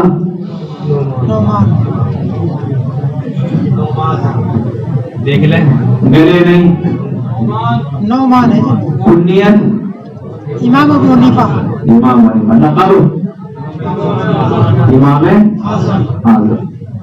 हाँ तो याद रखनी चाहिए, मालूमात है इब्तिदाई। अगला प्रोग्राम होगा 4 तारीख में और उसका उन्वान होगा मसाइले तलाक। ठीक है, तलाक पर बात होगी। एक प्रोपेगेंडा है हमारे यहाँ हिंदुस्तान में, हुकूमत की तरफ से उठाया गया है। तो तलाक के मसाइल और एक मजलिस की तलाकें अगर एक से ज्यादा दी जाए, 3 वगैरह दी जाए एक ही लफ्ज के साथ, तो वो हो जाती हैं। ये मसला भी इंशाअल्लाह आपके सामने बयान किया जाएगा। तो खूब बेदार मगजी के साथ आए, 1 महीने तक आप रोगन बादामी इस्तेमाल करें सच में, उसके बाद आए ताकि मसला खूब अच्छी तरह समझ में आए। क्योंकि आज भी मुझे अंदाजा है बहुत से लोग मसला नहीं समझे। जो मैंने कई वाकयात बयान किए हैं उन्हें ना तो सवाल का अंदाजा हुआ होगा और ना उन्हें जवाब का, ऐसे भी है। लेकिन अगर वो आते रहे, मजलिस में बैठते रहे, तालीम में आते रहे, तो उन्हें इंशाअल्लाह ये बारीक मसले भी समझ आने शुरू हो जाएंगे। ठीक है इंशाअल्लाह। जब ठीक बैठ जाना और दुरूद शरीफ पढ़ें।